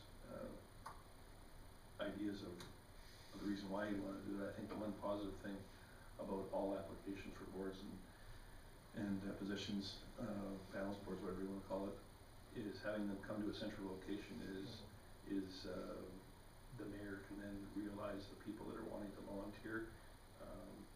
We have lots of citizens that are suited to sit on several different boards, and if he knows that they are interested in putting in some volunteer time, that in fact, and that position is filled or somebody else more suitable, that they can be recommended for another board. Whereas if they're vetted by the boards themselves, then that name theoretically could be lost and not in place for other ones. Director Vaughn?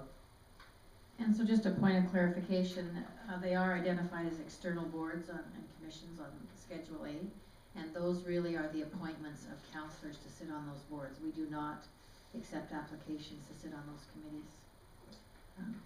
So further to that then, and I'm looking in the directive, it says applicability.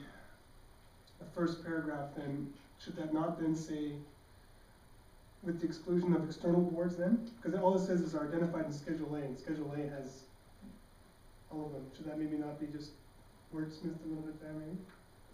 And that was my suggestion, was we could simply go in and alter Schedule A and have that list on a separate document.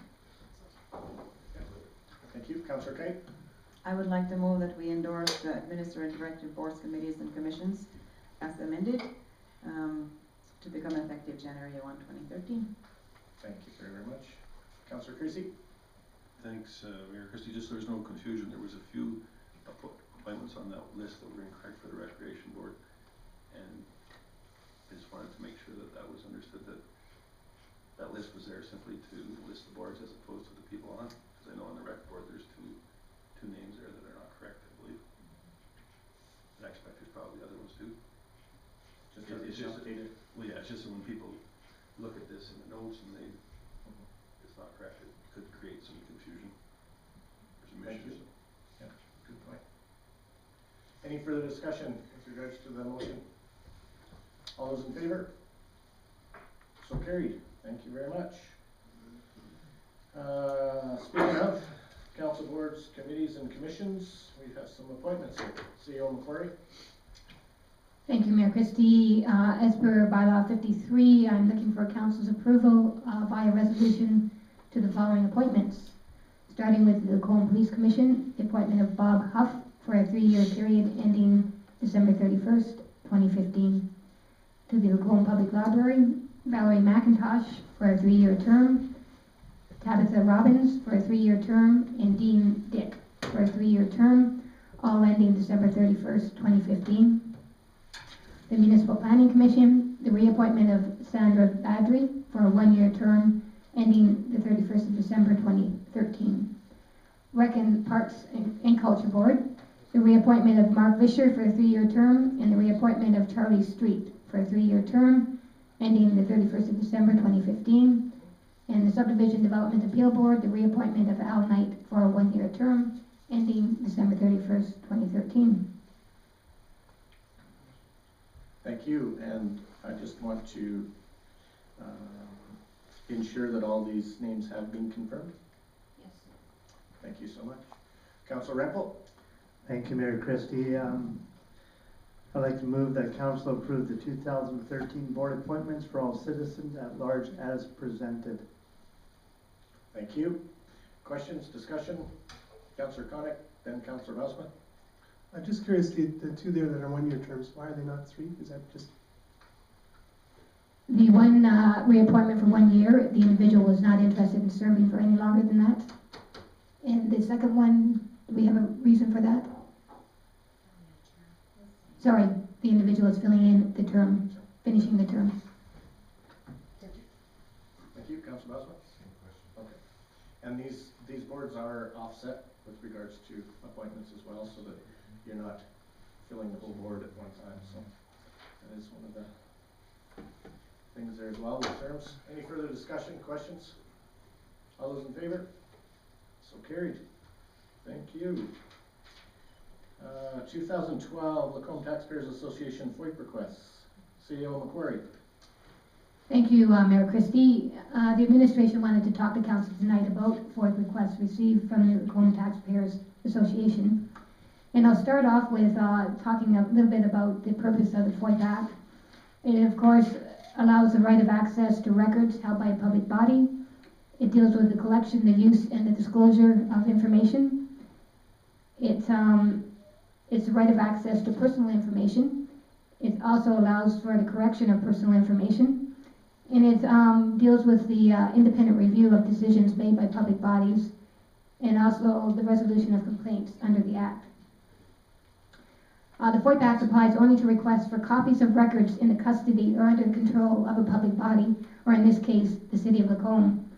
Under the FOIP legislation, the city is not obliged to answer general questions, nor is it obliged to search its records to assemble information when requested.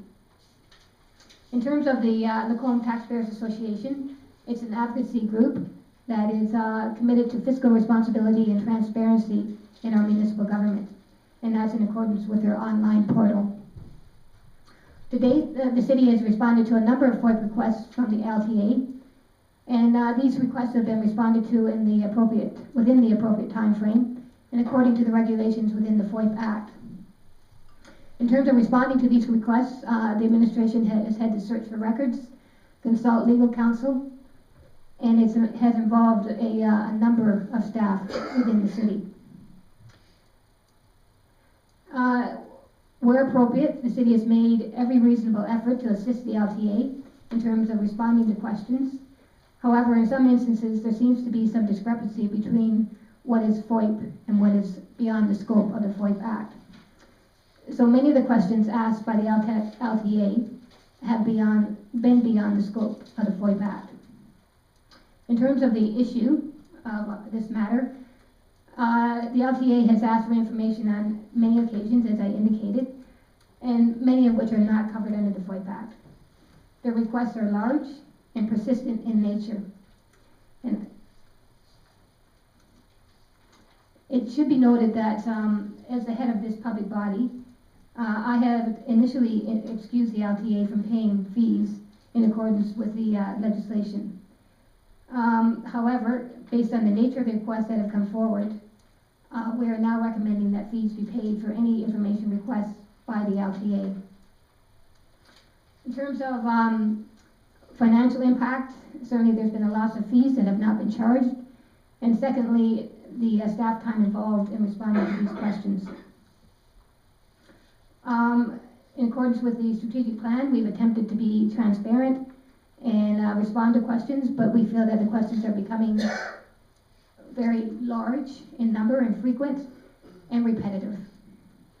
So in terms of the recommendation before council tonight, we're looking for approval to charge the fees that when the LTA or the Lacombe Taxpayers Association requests information, and this is as per the FOIP Act fee schedule.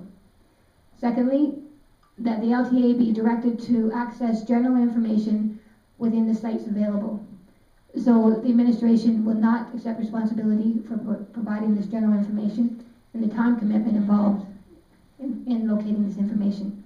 And furthermore, that the administration seek an opinion from the Office of the Privacy Commissioner of Alberta in terms of our obligation to respond to these requests. Any questions or comments? Councillor Rempel, then Councillor Foster. Thank you, Mayor Christie. Thank you for bringing this up, Norma. This has been a concern of mine, and actually a concern of our taxpayers that are out there. I just have a question for you. I'm not sure if you have the answer tonight or not, but do you know approximately how much the Lacombe Taxpayers Association has cost us in monetary value as far as staff time? Because when I went through your list of everything, and I know I did get a number of those emails from the LTA. They would periodically send them to the councillors. I think some of you got them as well. I didn't realize that there was that many more, and it just seems like it is unreasonable to have to look for all that information. Like you said, half of it is probably on the website there for their disposal. It seems like they're abusing what they're supposed to do and what they're supposed to ask for as far as the Taxpayers Association. I've never come across something like this. So do you have an amount of money that has been spent on their requests? CEO McCory. Thank you, Mayor Christie. To Councillor Rempel, at this time I don't have a monetary value for you. However, I will comment that many of our senior staff have been involved in responding to these FOIP requests from the LTA, and many hours have been spent in terms of compiling information. So we will look to provide that figure for you in the future. However, I can't answer that question this evening. Okay, thank you. I think it's important. The Taxpayers Association is after us to be responsible with our money, and I feel that this is actually very unresponsible of not only Taxpayers Association, but us of not charging them in the past. If they're so worried about the amount of money that we're spending on things, I think they really need to know how much they're actually costing our taxpayers with these requests that are definitely far and above and beyond what we should be sending them. Councillor Foster, then Councillor Kite. Thanks, Mayor Christie. To Norma, I know that the recommendation is to charge the Lacombe Taxpayers Association in respect to FOIP. Could I ask that that we make it more involved as far as anyone that comes should be charged for the proper, whatever the proper legal amount is? Is that something we could include, or do you want to keep it separate for just the Lacombe Taxpayer Association? CAO McCory? To Councillor Foster, in terms of charging fees under the FOIP Act, certainly if the information that's being requested is in the public interest, the public body does not have the ability to charge fees. We at this time do not feel that the Lacombe Taxpayers Association is asking questions in the public interest. We therefore are going to apply fees to that particular organization. Councillor Kite? Thank you, Mayor Christie. I fully agree with Councillor Rempel's comments. I think that it is unfortunate that the LTA chooses to be uninformed of the process, considering that they want us to be very transparent and aware of all the processes and regulations, etc. It is irresponsible to request general information not covered under the FOIP Act, and they should educate themselves of those limitations before they ask for information. And I just wanted to comment, because I find that many of the emails that we receive, not regarding the FOIP request necessarily, and some of the ones regarding FOIP requests, border on harassment. And I would just like to read the request that came November 12th, that we all have in our email package. That is not correct information. It was addressed to our communications coordinator, who are, and this is the language: as Director of Public Body, City of Lacombe, sir, you are required to answer any and all questions to taxpayers under the Freedom of Information Act. And so that's just an example which is completely inaccurate. First of all, the communications coordinator is not a director, and he is not under any obligation as the director of a public body to answer these questions to the Taxpayers Association. And I just wanted to point that as an example of the unfortunate situation that we're dealing with right now. Thank you. Councillor Foster? Thank you, Mayor Christie. I guess the other point that I would like to add to what Councillor Kite has said is that not all members of council get the same emails. It seems that they choose to put it to some people and not others, and I think that has been addressed several times by one of our councillors or mayor or whatever, but that seems to be ignored. So I fully support the fact that we need to address the FOIP request in a proper manner.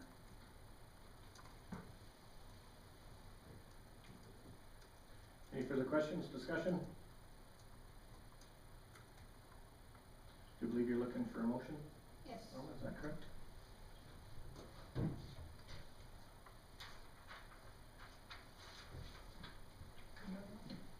Councillor Kite?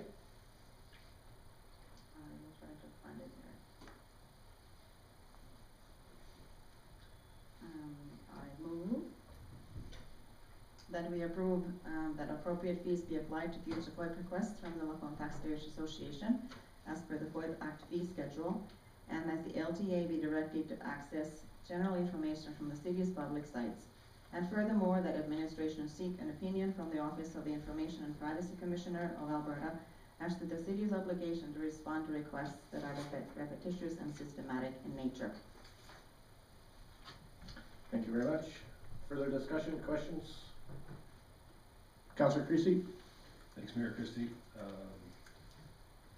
Like Councillor Foster, I would like to see a small amendment to reflect all groups or individuals. I don't think that it's in our interest to select one, and it should be all inclusive. And then that the fees are apportioned appropriately. CAO McCory? Thank you, Mayor Christie. To Councillor Creasy, certainly the FOIP fees are apportioned or are charged in other situations. The recommendation reads as it does. This particular memo deals specifically with the Lacombe Taxpayers Association. Hence, the recommendation is that this particular organization pay fees, but certainly I reassure you, other organizations are paying fees that are appropriate. Councillor Rempel? So, what if certain individuals from the Lacombe Taxpayers Association decide to do these FOIP requests on their own and not through Lacombe Taxpayers Association? How do we deal with that then? Would the same fee be applied for those people? How do we make sure that I have no problem with an individual that has a true concern and wants information, and it has to be a FOIP request because of the type of information. I have no problem with that individual coming forward. It's the individuals in this group that are abusing it, which I have a problem with, and a lot of people have a problem with. So how do we make sure that they don't use a loophole like that to get information and waste more of our time? CM McQuarrie? To Councillor Rempel, in terms of a FOIP request, if the request is deemed to be in the public interest, then fees are not applied. If the request is deemed to be repetitive, then certainly fees will be applied, and regardless of whether that comes from an organization such as the Lacombe Taxpayers Association or an individual. Thank you. Councillor Belsma? Thanks, Mayor Christie. My comments are similar in nature to Councillor Rempel, in that we have no idea who are members of the LTA, and therefore anybody could come forward without us being understanding where the actual request is coming from. So I do see that this particular motion, I mean, there is certain intent behind it. I'm not so sure if it is, and maybe I'm understanding something wrong here yet, that it's completely foolproof.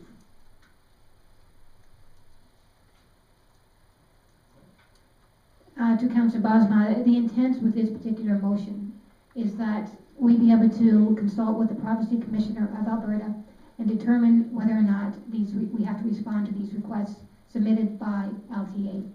Now, at this time, we have not had requests submitted by other organizations or individuals that we find problematic and repetitive. Hence, our intent here is to determine if these requests are in fact valid or if we have no obligation to respond.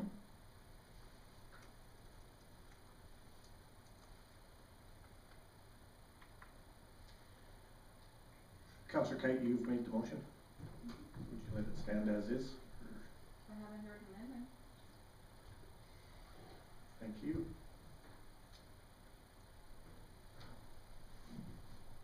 Any further discussion?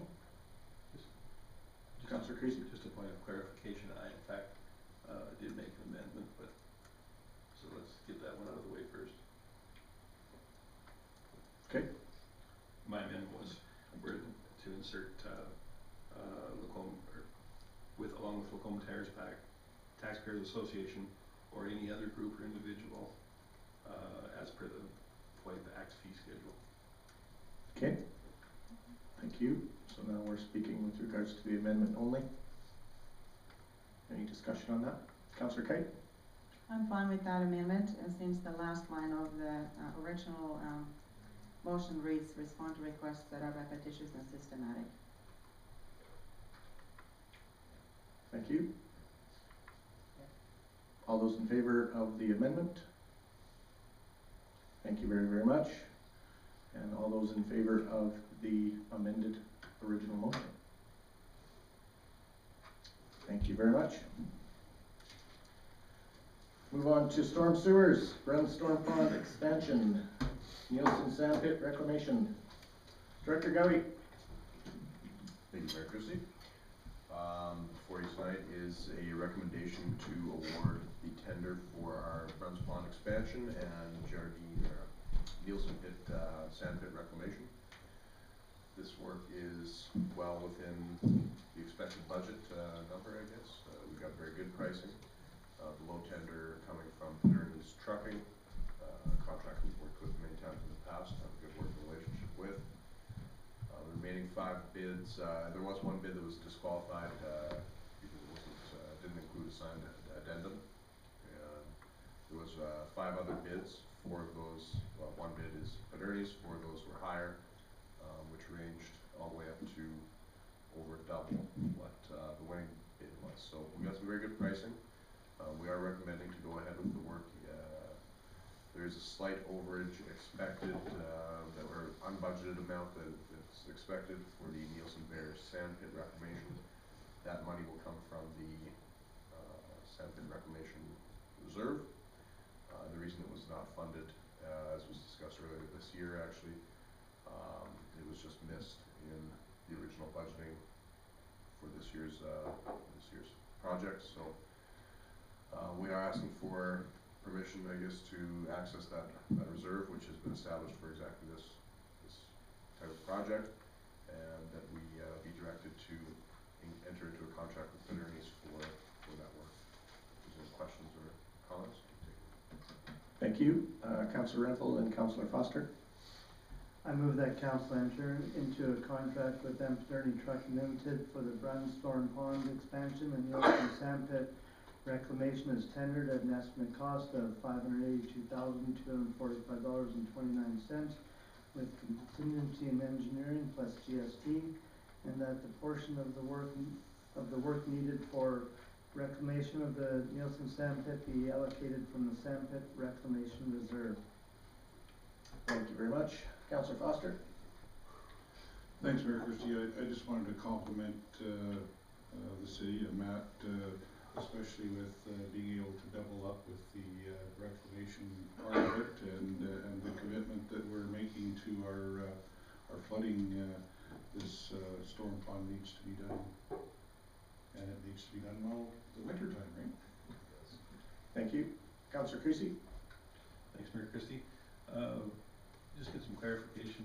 I'm not familiar with that name, the sand pit, Nielsen, whatever the other name was. Exactly where is this? It's near the county, but I can send you a map if you'd like. I'm not good at describing. Is different than the Jardine pit? It is different than the Jardine pit. Okay. It's a separate pit that we opened 4 years ago now, 5 years ago maybe. Was it? 4, I thought. And obviously then the useful material has been exhausted. There wasn't as much useful material as we'd hoped, and the pit is really just a liability for us. It's not something that we've used we haven't used it in the last 3 or 4 years, so it's really not something we want to have on the books. Thank you. Thank you. Any further discussion? All those in favor? So carried. Thank you. For Denny's, give us a little bit of a Christmas present there. Parks and playgrounds, Lacombe Skate Park funding update. Director Vaughn. Thank you, Mayor Christie. So this memo is simply to let council know that the skate park committee has fully repaid the loan that council extended to them in June of 2011. The skate park committee did come forward to council, and they were under the impression that if they could obtain the grant funds from the city and commence construction, that it would allow them to increase their fund development or fundraising, based on the fact that the project was moving ahead after several delays that it had undergone or experienced. And so certainly they've, I think they are a volunteer group to be commended that in such a short time they have been able to fully refurbish those funds granted by the city. The funds were taken out of the general reserve, I believe, general capital reserve, and the funds will be returned to that fund now that they're back in the city's custody. So we're just presenting this to council for your information. Councillor Foster. Thanks, Mayor Christie. I would like to turn the floor over to Wayne to make the motion. Absolutely, I wasn't gonna let him fall asleep at the wheel on this one, I could get his fire in there. Make a motion to accept, the report as information. Thank you very much. I too, I just wanna commend the skate park as well as council for actually taking a chance on a very productive community group and making that project happen. And Matt, I think you've told us before is, the year that we wait, it costs us more to do things if we wait and do things down the road. And I think we saved not only the skate park, but the citizens of Lacombe some money in doing this. And with it being paid back in just over a year is quite incredible with that amount of money. And I just want to commend the people around this table, the staff, and the committee and everybody, the community. You can really see in the community what's supported and what isn't. And this is a project that has been going on for longer than I've been on council. And I know when Councillor Rempel ran 5 years ago, that was one of his platforms that he ran on, and now it's here. Now it's here today. And as you'll see in my report to do, it's as well, it's great to see people with the stick-to-itiveness, and I don't know if that's a word, but it is now, to keep pushing ahead and keep having faith that things are going to happen. And I think we took the bull by the horns on this project, and I just want to commend everybody for being a part of that. Councillor Rempel. Thank you, Mayor Christie. And you said most of what I said. It's kind of stole my thunder, but that's okay. I have to say, this committee was one of the hardest. You know, everybody out there works really hard. This committee, I think, had a lot of obstacles to overcome. There were so many times where this project started and failed and started and failed. And sorry, I shouldn't even say failed. It started and just kind of stopped and stalled out, and it would start again, and then it would stall out again. And with the help of FCSS, kind of saying, you know, we're going to get involved in this and help out, and bringing together a great group of volunteers that that weren't going to take no for an answer, and that were dedicated to this. It was just phenomenal to see how once the ball got rolling, they just kept going with it, and they are very appreciative of this council and administration for the help that everybody, you know, the effort everybody put in to keep this going and to make this reality, and the I guess the faith in them that if you give them the money and they build it, the money will come back in, and they've proved that beyond a shadow of a doubt. And I think we need to remember that for future groups that come here, that sometimes we have to be able to take a little bit of a leap of faith and believe in the people we have in our community, that they can get these things done. And you're right, Steve.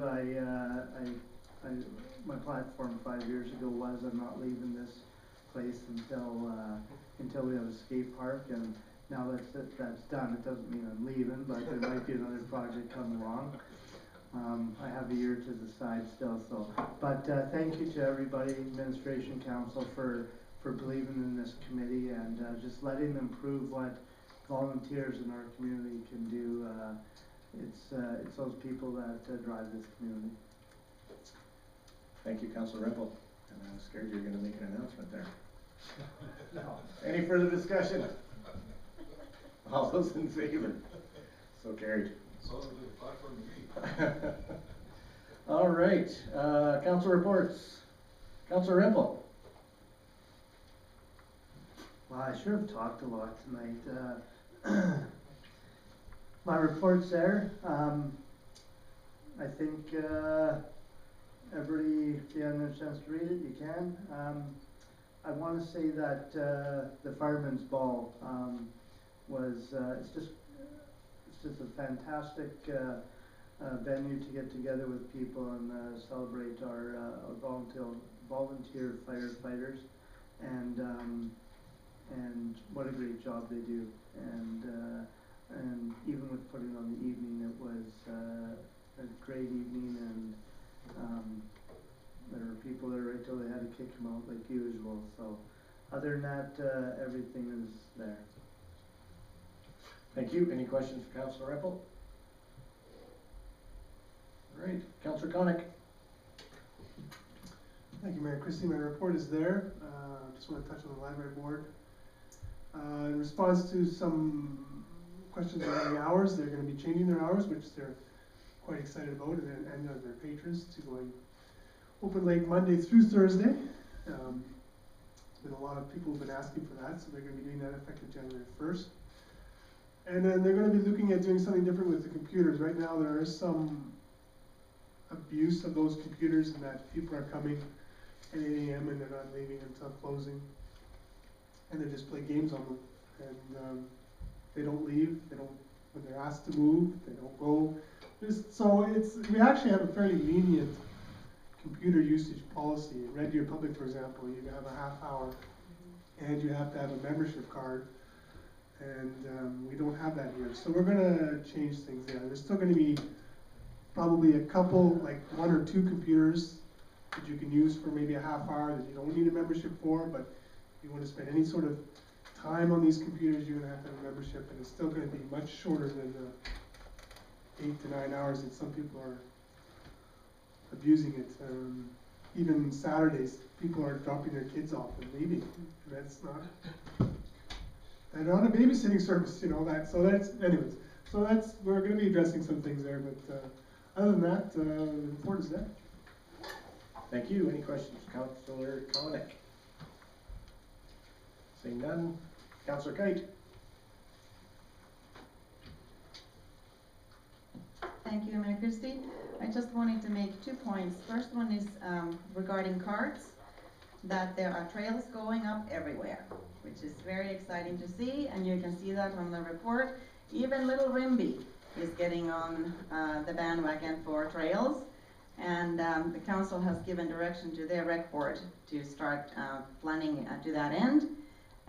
So you can see, if I list them: Red Deer County, City of Red Deer, Sylvan Lake, Penhold, Innisfail, Springbrook, Olds, Benalto, Lacombe County, Black Falls, Lacombe, and I'm not sure if I missed any, but there was just so many community reports in our last meeting where everybody is starting to build trails or planning for trails, and it is the way of the future because people are looking for recreation avenues that they can utilize as a family, and that doesn't cost them anything, that they can be outdoors, enjoy nature, etc. So it's good to see. And the other one I wanted to talk about was our Arts Endowment Fund Committee. Up to this point, fundraising... Just put a few extra things in. Councillor Christie, then Councillor Kite. Thanks, Mayor Christie. I don't think this is a question about council not wanting to have a safe community. I think we all do. It's just whether or not that this is going to, in fact, increase or accomplish that particular goal.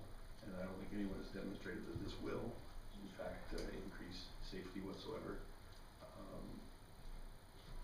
I have not had an opportunity to visit the arena just because my nephews play there on the weekend, and I did not see a single child walking to the arena the time that I was there. Granted, it was not for the whole weekend, but it's not something that's done in the winter. In fact, the summer I expect would be more walkable. In which case, why don't we paint lines on the parking lot to indicate sidewalk areas, just like we do with crosswalks in every road in Canada, to indicate those as pedestrian walkways. People are no more apt to, or less apt to slow down for those than they are for concrete areas. And sooner or later, you have to cross the parking lot if you're walking. Vehicles have to get around. You're going to cross it sooner or later to get there. I don't think that we're being proactive for safety by throwing money away on some useless sidewalks here. They're going to have no positive impact for our citizens. Councillor Kite and Councillor Ethel. Thank you, Mayor Christie. I agree with Councillor Osmos and comments and Renfro's comments. Councillor Creasy is in that the traffic will be heavy as far as children using the parking lot during the summertime. And I believe that it is during the summertime that they will use the sidewalk and be training themselves to do so in the wintertime once they have established a habit. And so I support the current recitation. Councillor Rempel? Thank you, Mayor Christie. You know, yeah, we can do this cheaper way. We can probably paint some lines on there, but it's like any other parking lot with painted lines. People just drive over them. With the proper sidewalk and curbing, it's going to get the traffic flow in the proper direction. People know where the traffic is going to go because they know that they can't drive just over a painted line, and it's going to make it safer. It blows me away that for the amount of money we're talking here to make this safer, that there really is any argument, because it's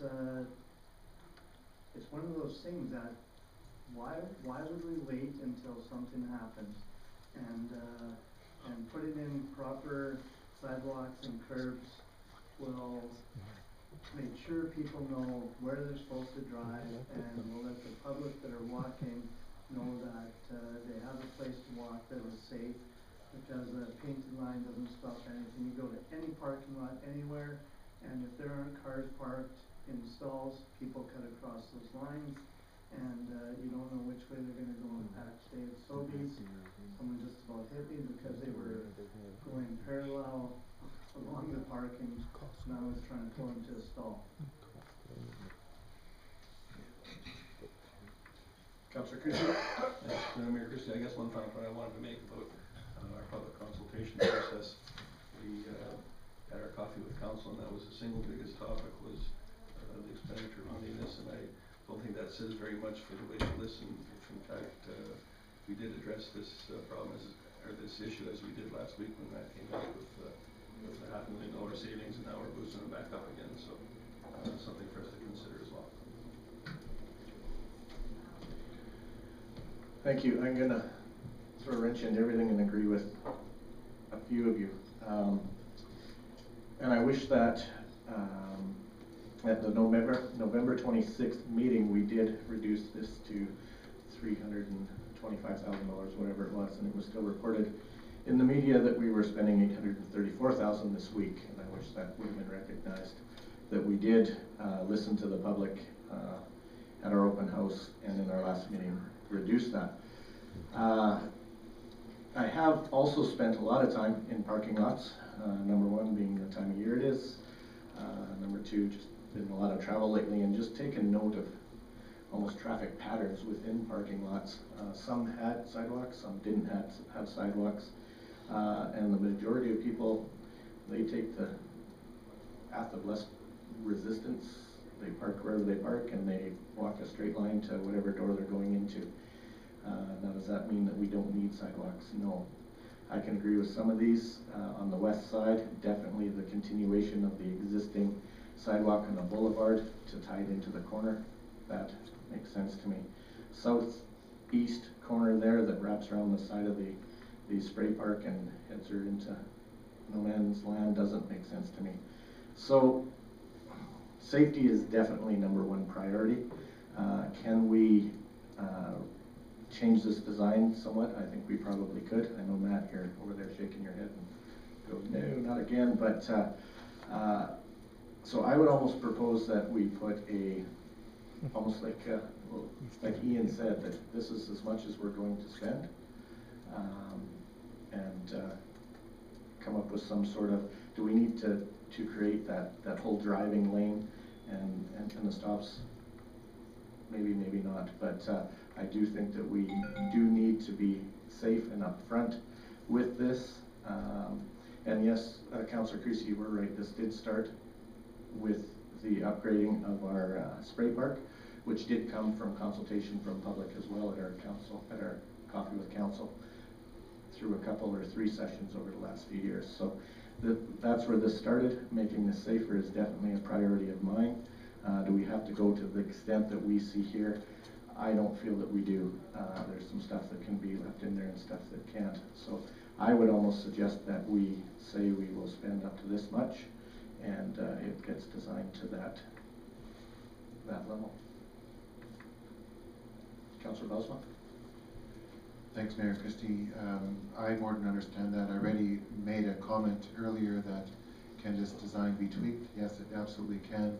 I have no problem also suggesting that we reduce that amount from 477 down to maybe, let's say, 425 or something, whatever we come up with, to help with the overall expense. I think we have to keep in mind as well that tonight we will also be discussing this downtown area revitalization plan. And if we truly want to follow what the recommendations are in this report, then I think we have to proceed with at least some of this in this particular project. Otherwise, this report, and a number of portions in this report absolutely don't hold any water. And we'll find out about that when we talk about it a little bit later. Thanks. Thank you very much. Councillor Foster? Thanks, Mayor Christie. So, trying to come up with a solution for everyone, we all understand safety is certainly the issue. And I think that we can't come up with a solution that guarantees that we're going to be safe. But I think we also have to be prudent on our pricing. So, hearing what I'm hearing, I think there is a desire to get this job done, give the thing back to Matt with a 50% reduction in the numbers. So we had 3.25 before, we got 477 today. So if we go for 401, we compromise, and I think Matt can come up with something that will work.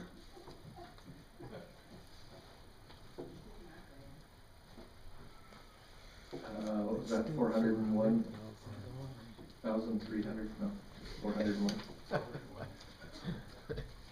Matt, is that something that you could work with? I guess we should let you chime in on this as well. I mean, obviously, work with the council, directs us to work with. So no problem.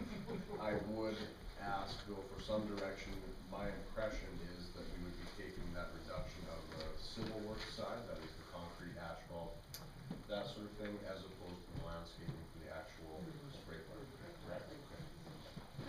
Yep, I think we can definitely make the final project into that rate. We'll probably start at 400,000, and if that's what's within the budget, then certainly we can look at that, no problem.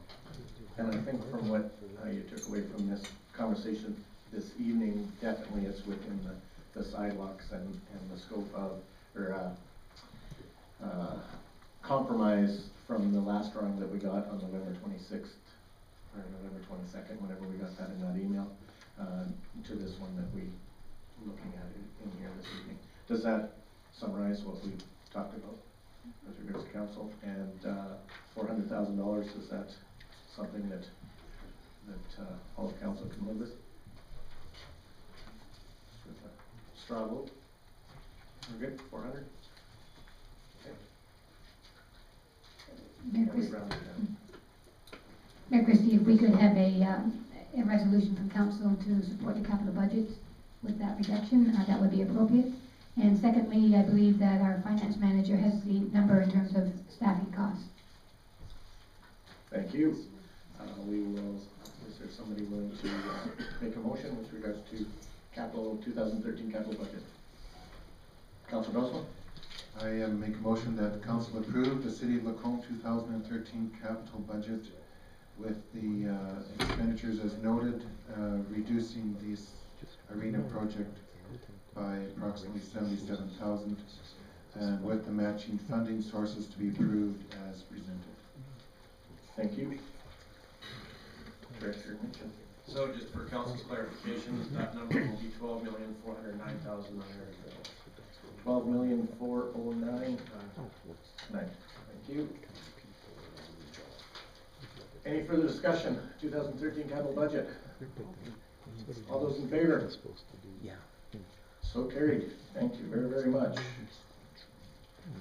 Can't say I don't let you talk.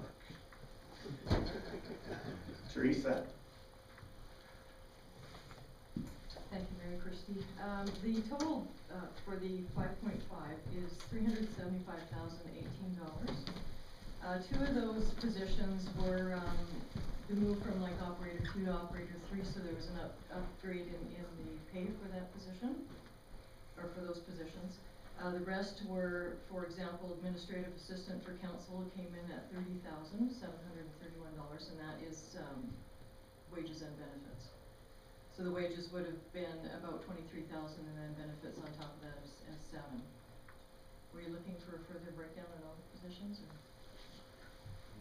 Councillor Creasy? Thank you. Could you just repeat the first part about the operators for me, please? Well, there was an equipment operator that, the position was being upgraded from an operator 2 to an operator 3, so that was also included in the new wages budget, that increase. There was also a utility operator that was, added in there.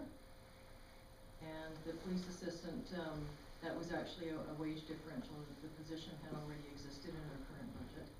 Okay, because we were told that, as it says here, there's 5 casual operators for parks. These were people There is, and those are .38 positions. They're not full-time positions. So the 5.5 is not all equipment operators. I understand that, but you're saying now that these are upgraded operators. They're supposed to be casual operators for the parks department. No, part of it. Grass and Whipperston.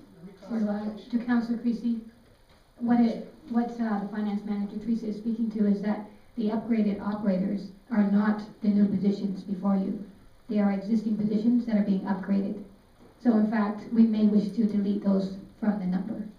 So that they would be part of the 375,000, but they are not new positions. Okay, The money's just included in this budget. that makes way better sense. Yeah. Any further questions with regards to that? Thank you. Thank you. All right, this is almost perfect timing.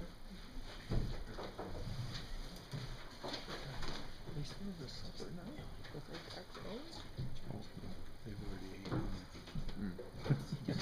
That's 4:30.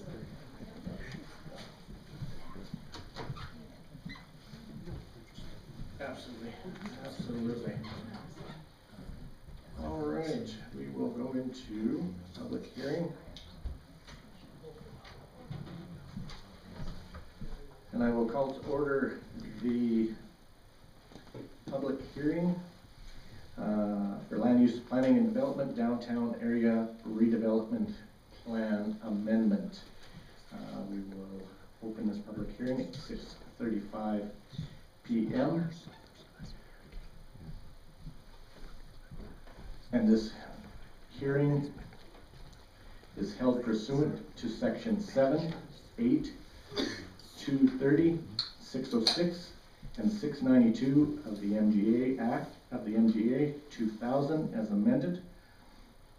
And I would ask the legislative coordinator confirm the purpose of the public hearing, that the statutory public hearing notice was advertised in the local newspaper, and that any written submissions received and not included in the public hearing agenda package are read into the record.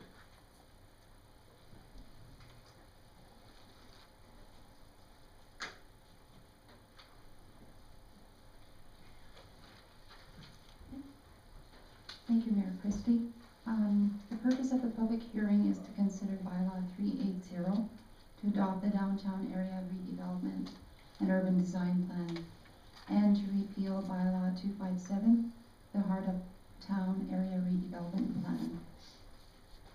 The statutory public hearing was advertised in the Lacombe Globe on November 29th and December 6, 2012, in accordance with section 606 of the MGA.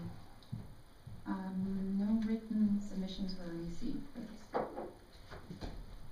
Thank you very much. And I would ask that any persons giving oral presentations clearly state their name, and that the presentations are brief and to the point. I will now turn the floor over to Planner Kirchner. Thank you. I'll just give a very brief overview, since our consultants Perio Plan are here to do a more complete and detailed multimedia presentation. The original Heart of Town plan was adopted in 1999 and has been identified in need of being updated in order to create a plan that deals with our current issues and needs. Administration highlighted this in 2010 with the plan beginning to be reviewed in late 2011. And staff worked with our consultants Perio Plan, our steering committee who consisted of downtown residents and business owners, and consulted a variety of times with the general public to get their input in the strengths, the weaknesses, the needs, the wants, and to highlight what should be the priorities for the downtown to create a better downtown community for us to live in. And this plan itself will provide city staff, residents, developers with better guidelines for development in the community. Some of the key concepts that we just wanted to highlight with this plan is that in the current 2012-2013 budget, there is municipal sustainable initiative grant monies earmarked for the development of detailed design guidelines, which will create a cohesive and comprehensive plan for the downtown. This would include physical improvements to streetscapes. These guidelines will be a critical part of implementing this plan and will be prepared in the coming year.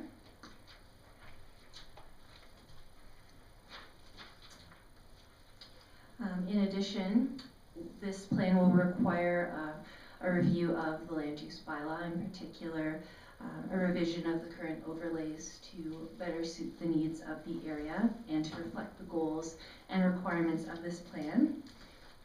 And any intensification that will happen in the future, so all rezoning applications will be required to meet the criteria set out in this plan, in particular the conceptual, the neighborhood guidelines, so the different concepts areas.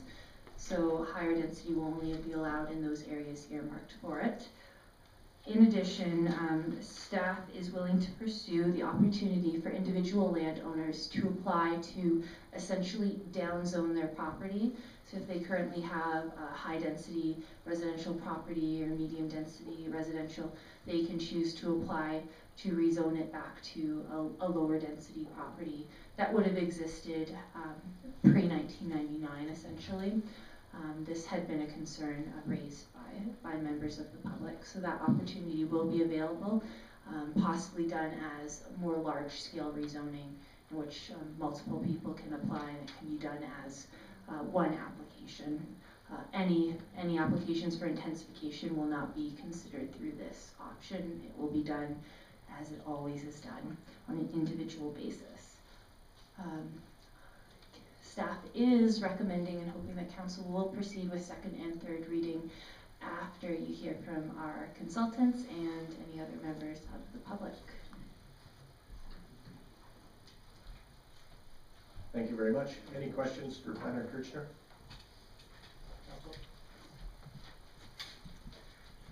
Seeing none, I would ask anybody that wishes to speak in favor to come forward. And I guess that would be part of your plan. Yes, thank you very much, Mr. Mayor. At least I hope you're speaking in favor.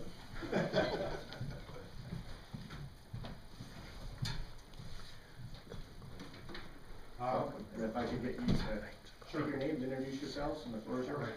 My name is Armin Praxitis. I'm principal of consulting firm Perio Plan out of Edmonton.